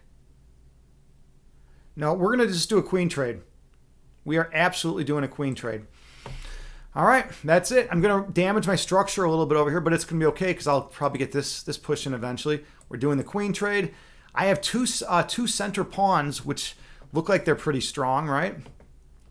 His knight is out of play. Look at his knight. His knight is looking real stupid right now. This knight can't go here because of the pawn. It can't go here because of my pawn. It can't go here because of the bishop.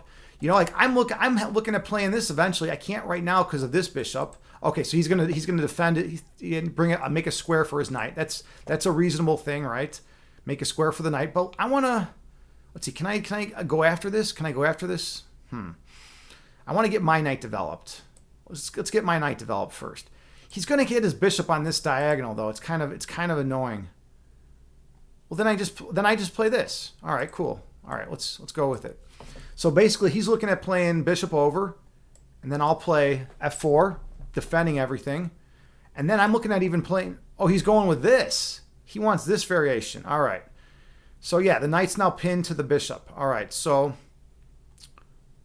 I can move the bishop. I can just move the bishop because the knight's defending, actually, which is kind of interesting.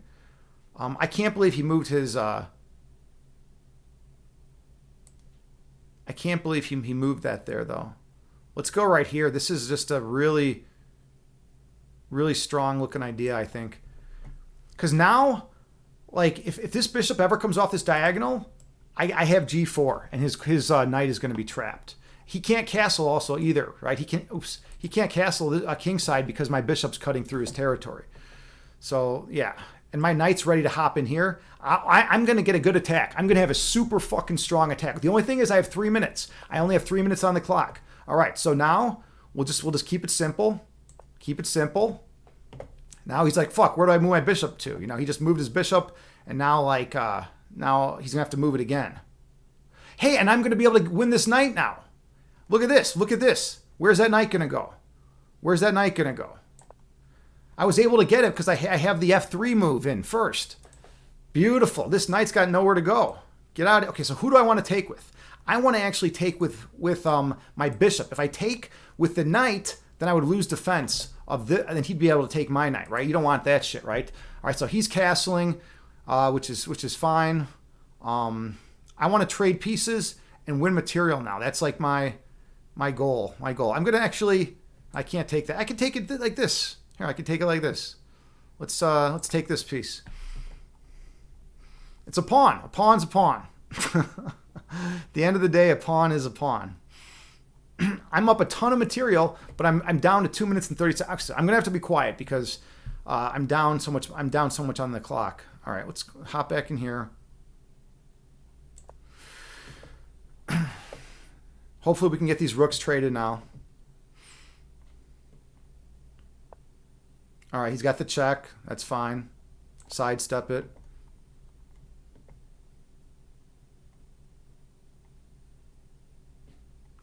I'm looking at getting my knight developed to d5.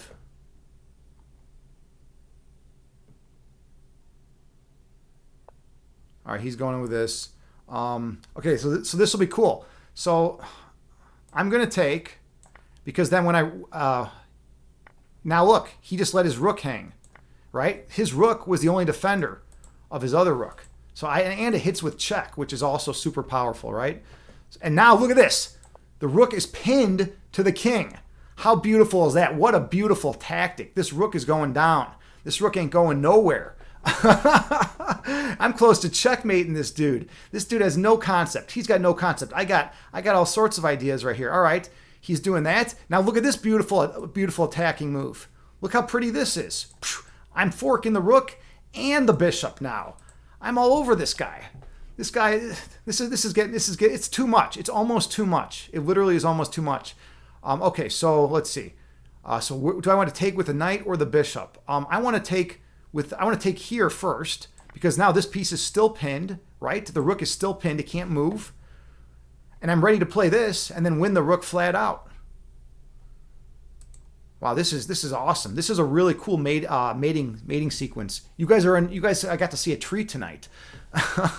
This is a treat. Those of you who are into chess, it's so much fun when you know the game and you're passionate about it. I love teaching it. That's why I teach it for a living, because it's like one of the best jobs in the world. It's like, oh, what do you do for a living? I teach a game to people that love the game. Like, imagine if you're just like you're whatever game you're big into and you're a streamer and you can just like play that game all day and teach it, right?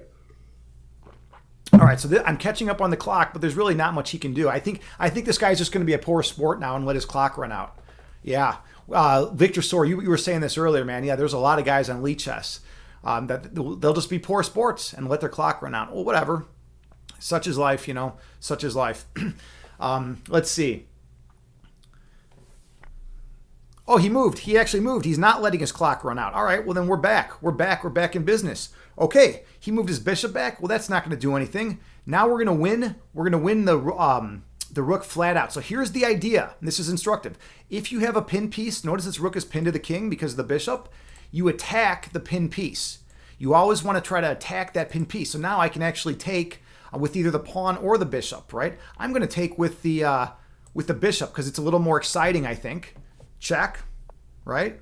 And now look at this. Look how beautiful this bishop coordination is. Check, right? So my bishops are cutting off these diagonals, right?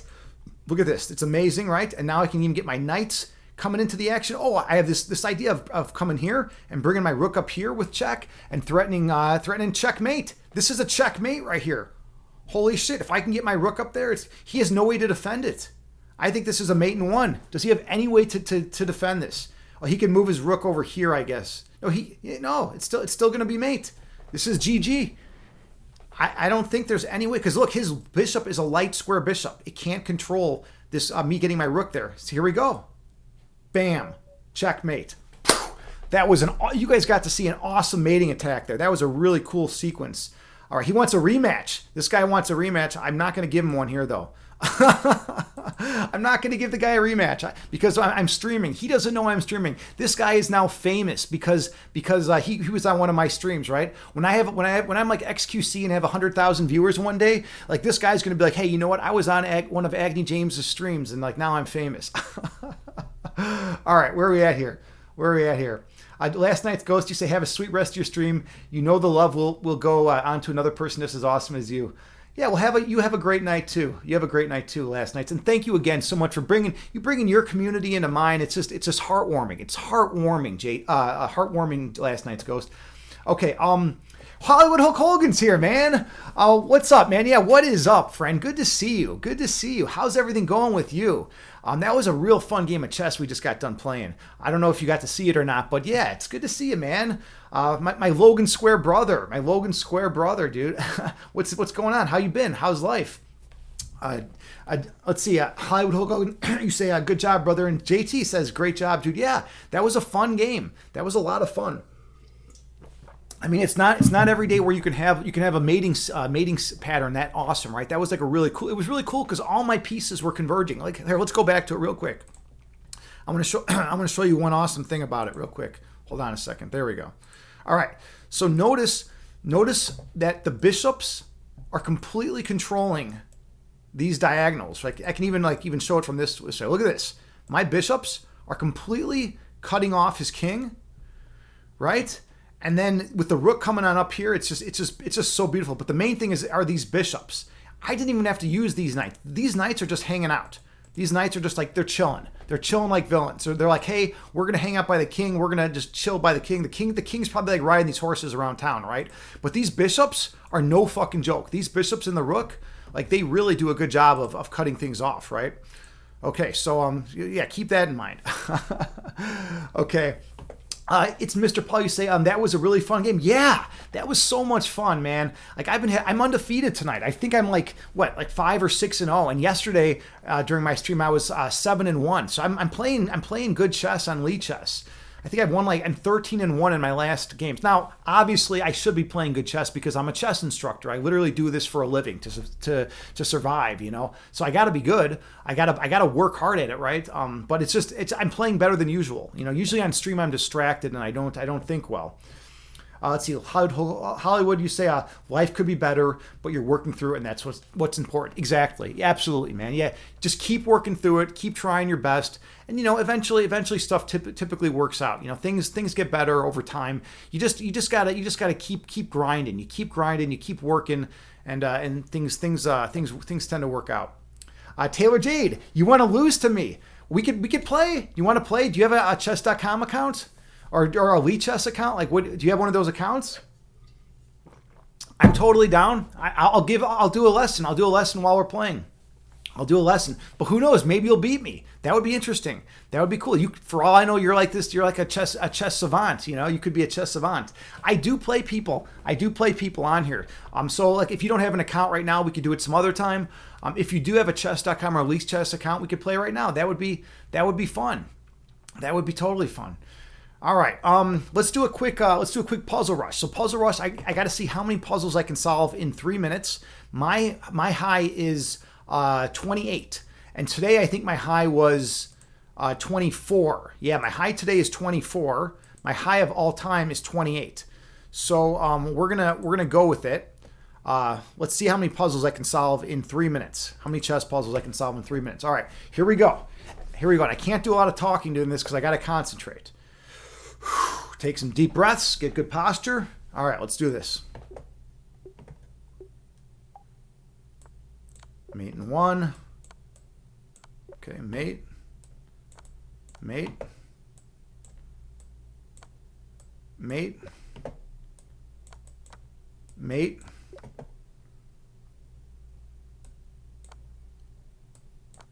Mate. Mate. Mate. Mate.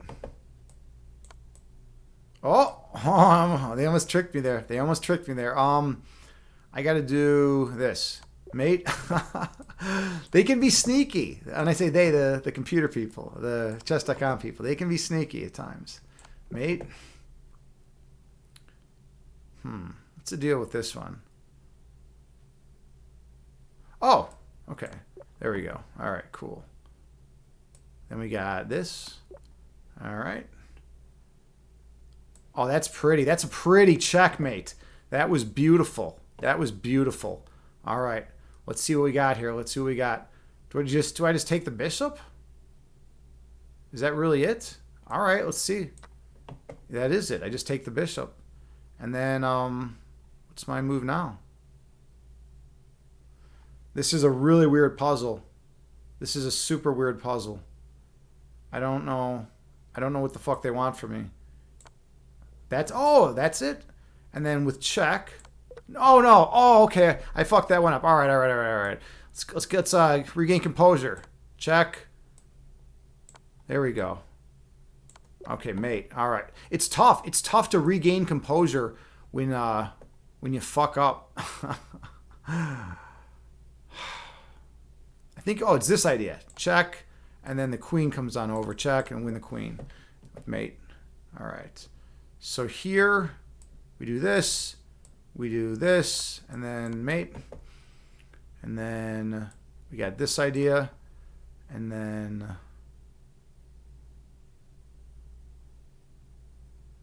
Ooh.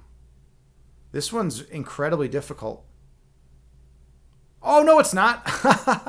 Okay, I can win the queen. All right, cool. That was a sneaky one, to be honest. I gotta be honest with myself every now and then. All right, this has got to be it. All right, and then I have this check, this intermediary move, and then I take, I believe. No, then I just come back here and take. All right, that kind of idea. Oops. All right, we got this, and then we have this, and then we have this, and then we have this. All right.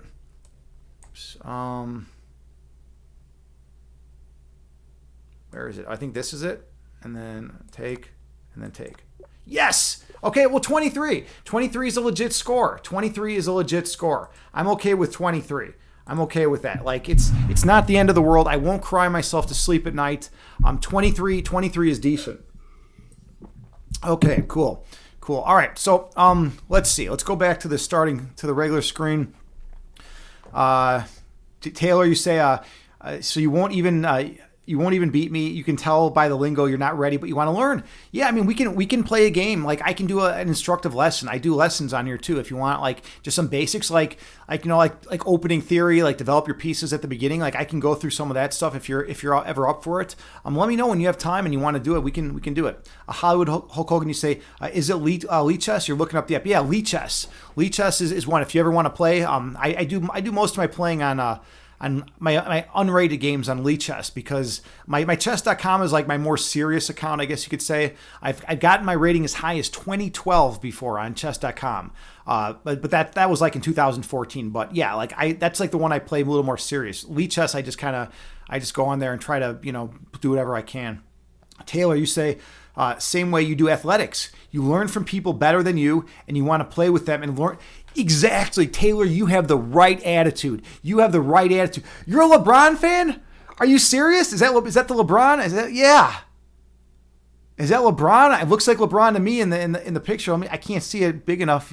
Or is that Kobe? No, that's Kobe. That's Kobe. All right. But yes, exactly. That's the way you want to do it. You want to find, okay, I'm a big LeBron fan. So you might hate me, you might not, but that's just how it is. All right. And the reason I like LeBron is because he's the best fucking basketball player like in the world, pretty much. I mean, maybe not now because he's getting a little older, but like LeBron is fucking amazing. I've been watching LeBron his whole career. He does stuff with his body. Like, he's able to contort his body in ways in the air that like no one has ever been able to do. And a lot of people don't know this, he's the guy that invented those come from behind blocks, those come from behind swats, where the dude will think he's just gonna have an easy layup, and he's like sprinting down the court, and LeBron's like sprinting behind him, and he's like the fastest guy in the court usually, so LeBron will just catch up and do those come from behind swats. That's amazing. I mean, I grew up watching Jordan. Jordan never did that. Jordan never did those come from behind blocks. Those are amazing. LeBron's great. So you learn from people that are better than you, right?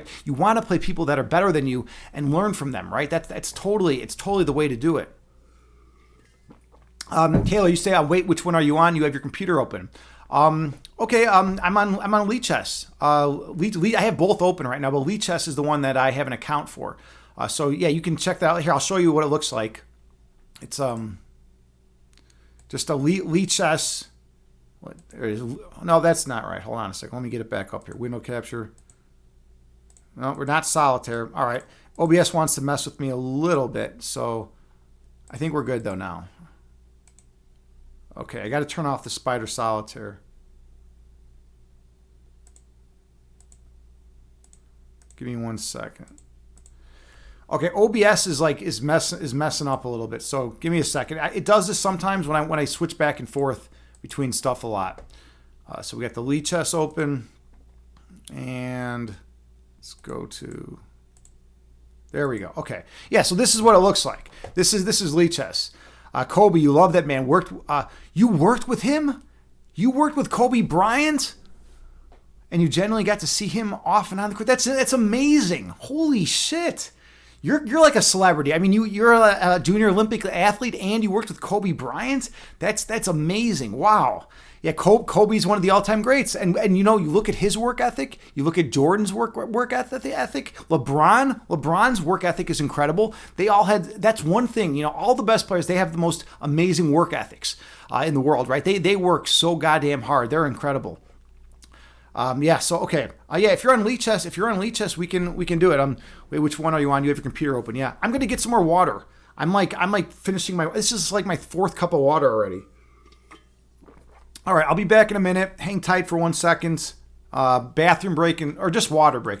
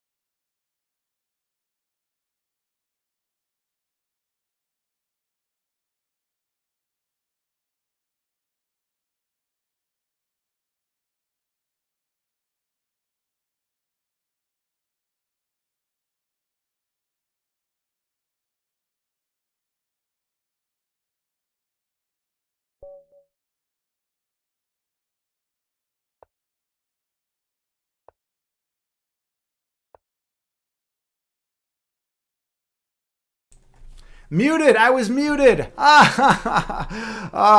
gotta unmute yourself, right? If you're playing. All right, let's go back here. All right, sorry about that, everyone. All right, French defense. Wait, rematch, new opponent. Oh, for some reason, I guess if you don't make a move quick enough, it just times you out or something. All right, for the first move. All right, let's do this. I play the French. It's weird. It's weird for him to develop his bishop right there. It's kind of bizarre. He's trying to get his bishop outside the pawn chain, which makes sense. But I'm going to be coming in with this queen move, and now I'm hitting the undefended pawn here. He's got to be a little bit careful. This is still playable though. Like what he's doing is not. It's still playable. Let's see. Where are we at here?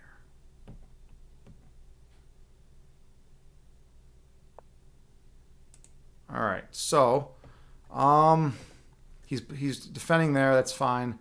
So my goal is to exchange my light square bishop for his light square bishop. I want to exchange my bishop for his bishop because notice my pawns are fixed on light squares.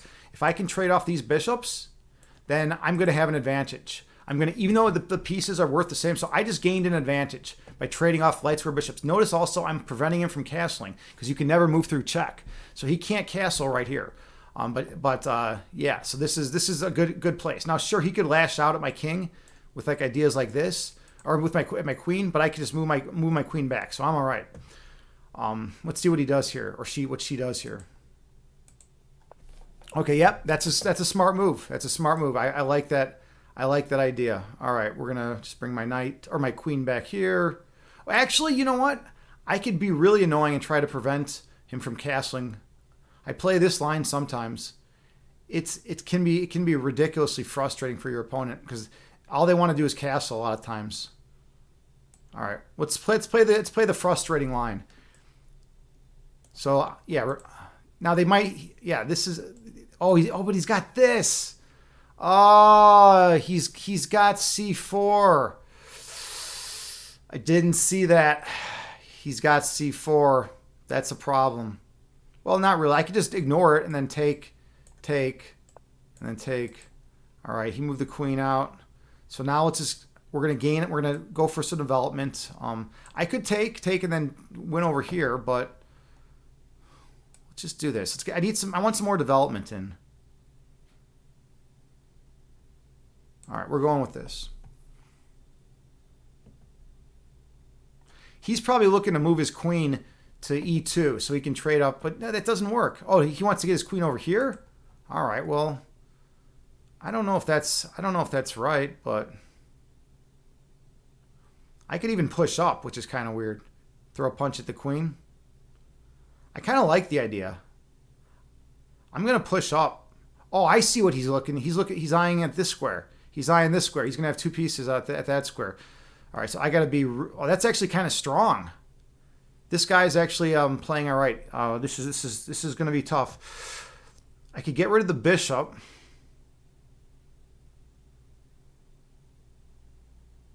Wait, hold on. Bishop come out. No, then he's in good shape. He's actually playing really well.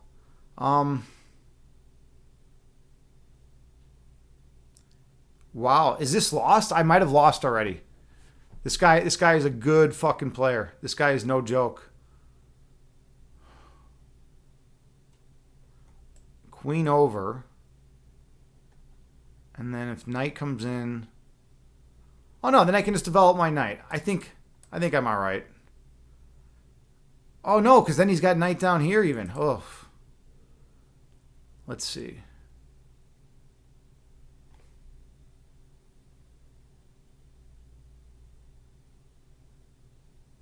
What if I just develop right here?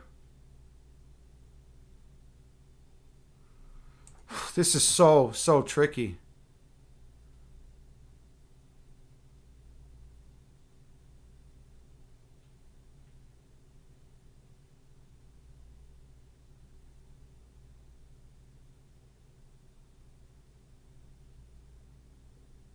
All right. He's going to be able to hop his knight down here. This is a problem. This is a major problem. I mean, I could bring my rook over, but then he's still going to have the fork. See? If I push... Yeah, I fell for something here. That's frustrating. It's frustrating when you fall for a trap. All right. I mean, I guess I could just move my king. I mean, how bad is it? It's bad. It's bad to have to move your king early like this. What other options do I have? This happens. This happens sometimes. Rook over. His knight comes in with... No, I can't have... He can't have the fork. I can't let him have the fork. So I guess I got to do... He's going to have the fork regardless. Oh, God. So I have to trade...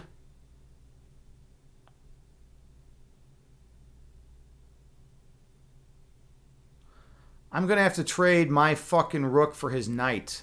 That is really bad. All right. This is going to be a loss. Just so you know, this is going to be a loss. This is a loss. I just had to trade my rook for his knight. Okay. Let's see if I can come up with anything decent here.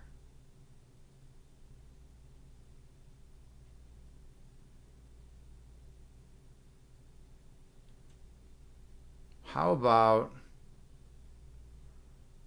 I need to get more development in, basically. I do need more development. We're just gonna castle. We're just gonna play the position. We're literally just gonna play the position. Now he might... Oh no, he's not gonna take. I'm just gonna castle, and he can't castle. But I'm down a rook for a knight. That's rough. That's rough. Those of you who don't know, rooks are 5 points and knights are 3 points. And in this position, the rook is definitely more valuable than the knight. All right, so now I'm hopping in here. I want to harass his bishop.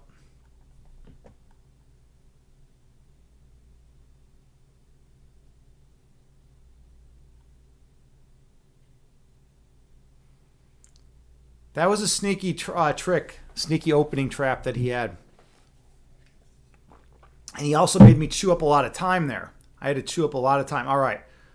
Oh, this is kind of interesting. So he's going to allow this trade. So he takes his king. His king's going to be in the middle of the board.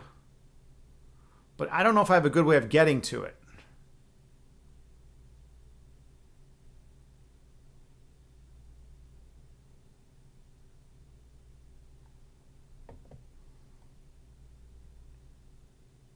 I could take his dark square bishop and then just say, hey, my dark square bishop's stronger than yours. That's also an idea. This guy is good. This guy is like legit.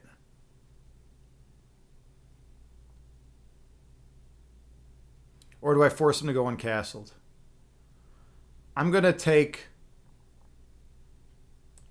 the dark square bishop. That piece was too strong. That piece was too strong. All right. And now I got to try to find a way to press forward.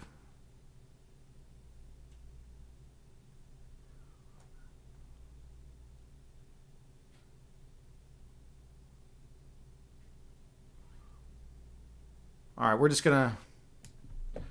He's gonna have some checkmate threats here. I gotta get more peace activity. It's a little frustrating. All right, let's start with this. We'll take here first.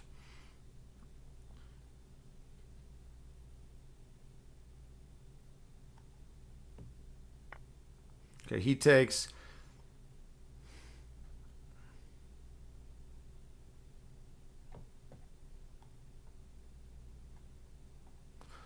I need to reroute my knight. My knight is now going to hang out over here. Well, let's castle first. We'll castle first. He'll probably play this. Threatening checkmate in one. Yeah. Defend the mate. He'll probably hop the... No, he can't hop the knight in because of the pawn. Okay.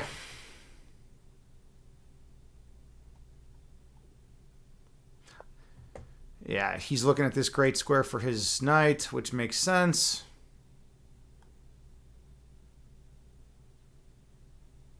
Is there anything I can do? Any kind of counterplay I can make? I can come up with? Let's see.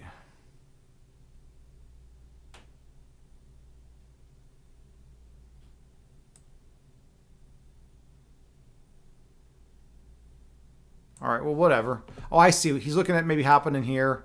And then if I take, he can, be on this and have that checkmate threat back in. All right, so now he's just going in for weird stuff.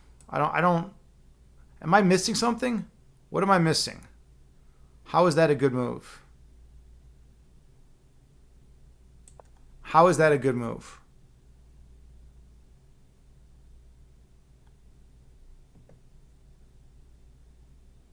He's killing me on the clock too. I need to bust things open. Oh, my mouse. My mouse. Shit. Oh, my mouse. My mouse just died. The batteries. Oh, crap. I got to get my backup mouse on. Thank God it's his clock running and not mine. Oh, God. There we go. Hold on a second. Why is this mouse not working? There. Come on, mouse, work. What the fuck?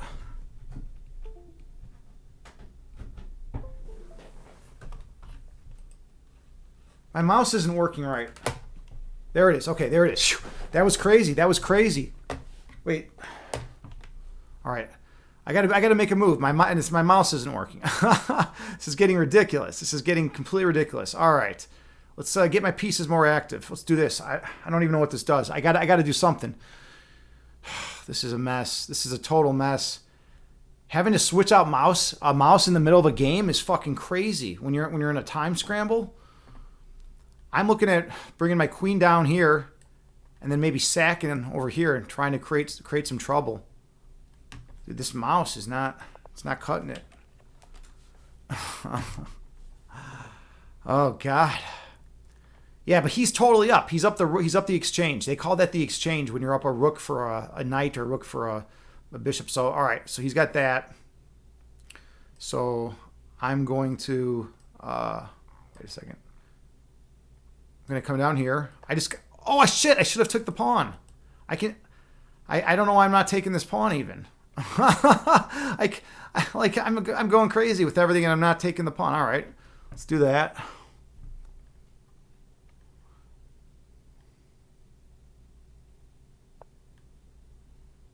Okay. He's trying to close things down, which makes sense. I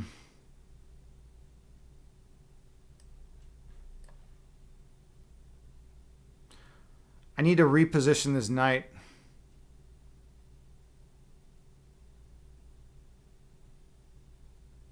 This knight needs to go somewhere else. Oh, yuck. Oh, no, let's get this in. Let's get this in. I have a minute 47. I'm going to lose on time because I'm just not playing. I'm not playing like I need to play. I would love to get my knight here. This is an ideal square, but his knight's currently offsetting my knight, boxing everything out. I'm looking at pushing here, and then if he can't take because I'm on the queen, trying to break things open over here a little bit. All right. So let's go with this. I'm giving him a pawn here. Does he want it is the question. I'm going to try to get some rook activity. All right, he's going with that. So let's go with this. Now he still can't take because I'd be on his rook with 2 pieces, and he's only got the 1 defender.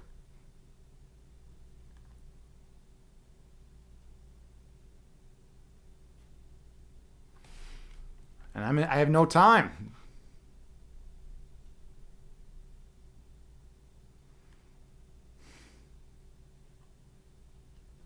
I want to avoid trades if I can, unless I gain a positional advantage from them. Okay, all right, so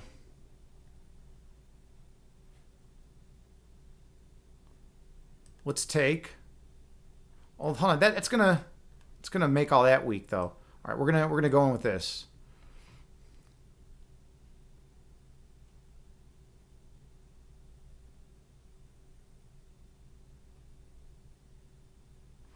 I need counterplay. My pieces are pretty active, though. I will say that. My pieces are pretty active. All right, let's throw this in. Okay, he's coming all the way over there. All right, now I have some kind of tricks. I think I have like tricks, and but I don't know. All right. Let's see. Take. Shit. All right, we're going to take here. This is probably bad. I have 50. I got to just move. I got to just move now. I can't even think about anything. He's going to succeed in what he wants to do. So now it's got to be that. Take. I do have a good outpost for my bishop though, which is nice.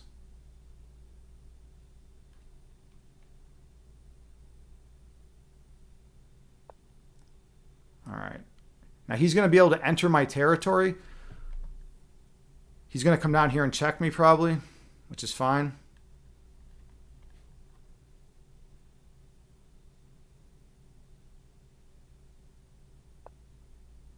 And he's going in for this kind of stuff. All right, now it's a little more little scarier, I guess, but I got no time. I got no fucking time. I got to move. I got to just move. I need to move. Shit. What do we got here? All right, I guess we're doing this. Oh, yuck.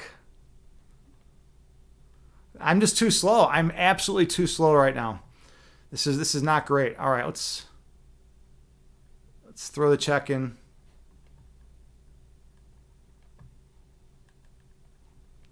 He's attacking my queen. All right, then we'll do this, and this, and then this.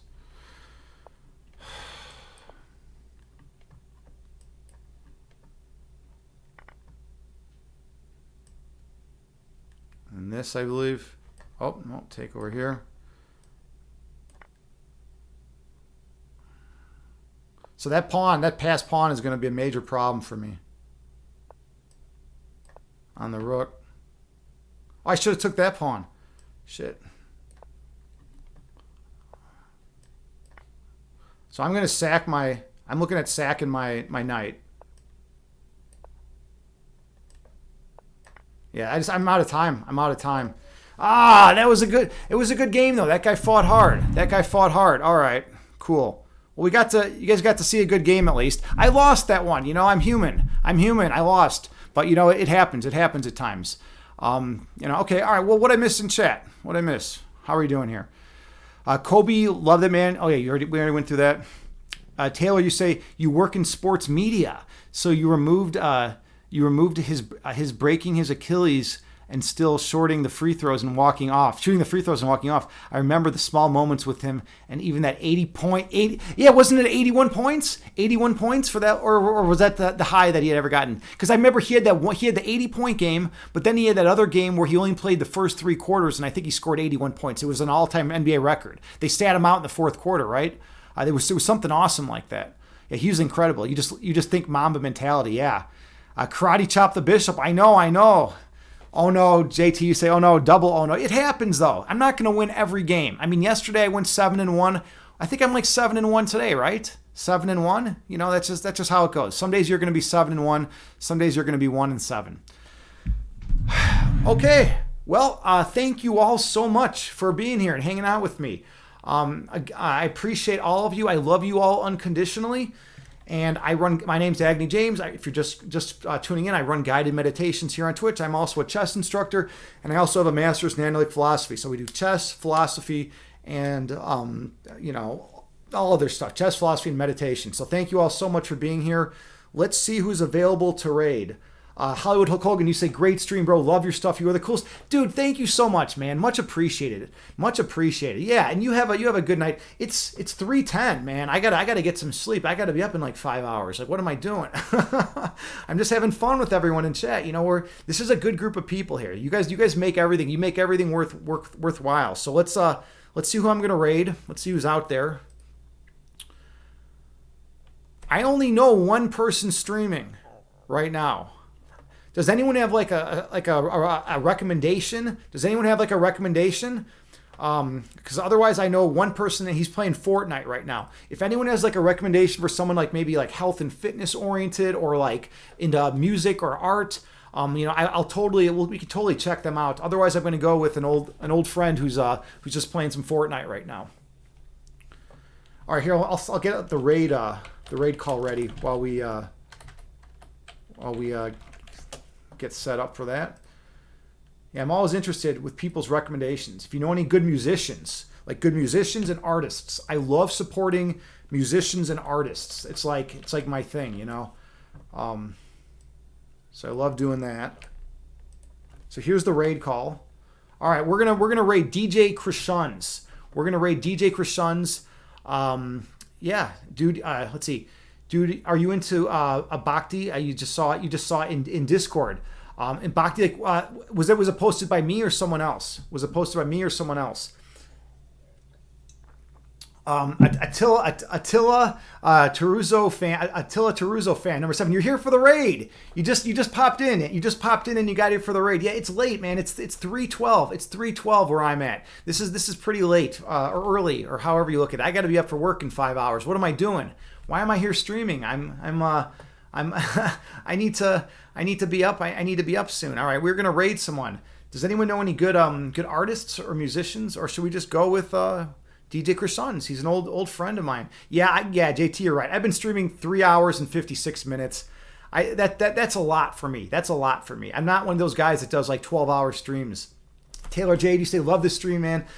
You'll be back even more. Awesome. Well, hey, thanks for coming in. And yeah, if you ever want to do chess and do a chess lesson, I'll totally give you a chess lesson. It'd be awesome. In real life, I charge $60 a lesson, so it's a good deal. You get a free lesson. You come to my chat, you get a free lesson.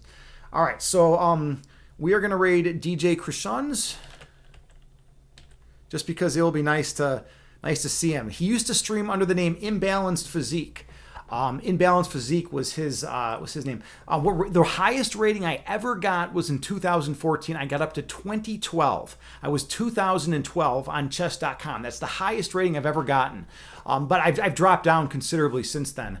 But yeah, that was the highest rating I've ever been able to get. I think right now my rating is for the daily chess is like maybe 1950 or something, 1930. And then like the slower time controls, the better I am. I'm terrible at bullet chess. I'm horrible. Blitz chess with like 3-minute games, I'm lousy. But you start getting up to like 10 minutes, I start getting better. 30 minutes, I'm much better. You give me like 5 or 6 hours, and I'm gonna play top notch chess. But yeah, so that's that.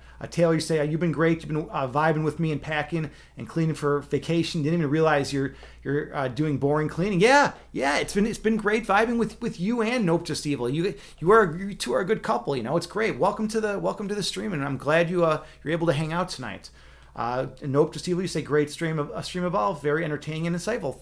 That's what I try. I try to bring good content. That's my main thing. I try to bring good content. I don't want to do the same old boring content. A lot of chess streamers are real boring. Meditation streamers can be pretty boring too. So like I try to make it exciting. Because at the end of the day, you don't want to be like watching something boring. You want to be participating in something active. Nope Just Evil. Imbalance. All right. We're definitely doing DJ Croissants. That's your boy, Taylor? That's right. Yes, that is your boy. I remember seeing you hanging out in his chat a long time ago. I forgot that you two were in with Imbalance. He's awesome. I love Imbalance. He hasn't been streaming under Imbalance because he's taken he's getting that certification, so he's had all his time wrapped up. But yeah, he's still streaming. We're gonna give Imbalance a raid. Let's send a lot of love his way. By the way, there are 2 people in his chat right now, so we're gonna barge in with 17 people. Spread the love to Imbalance. All right, this is gonna be good. Let's see what his face looks like if he's showing his face on stream. All right. Thank you all again so much. I love you all unconditionally. Namaste.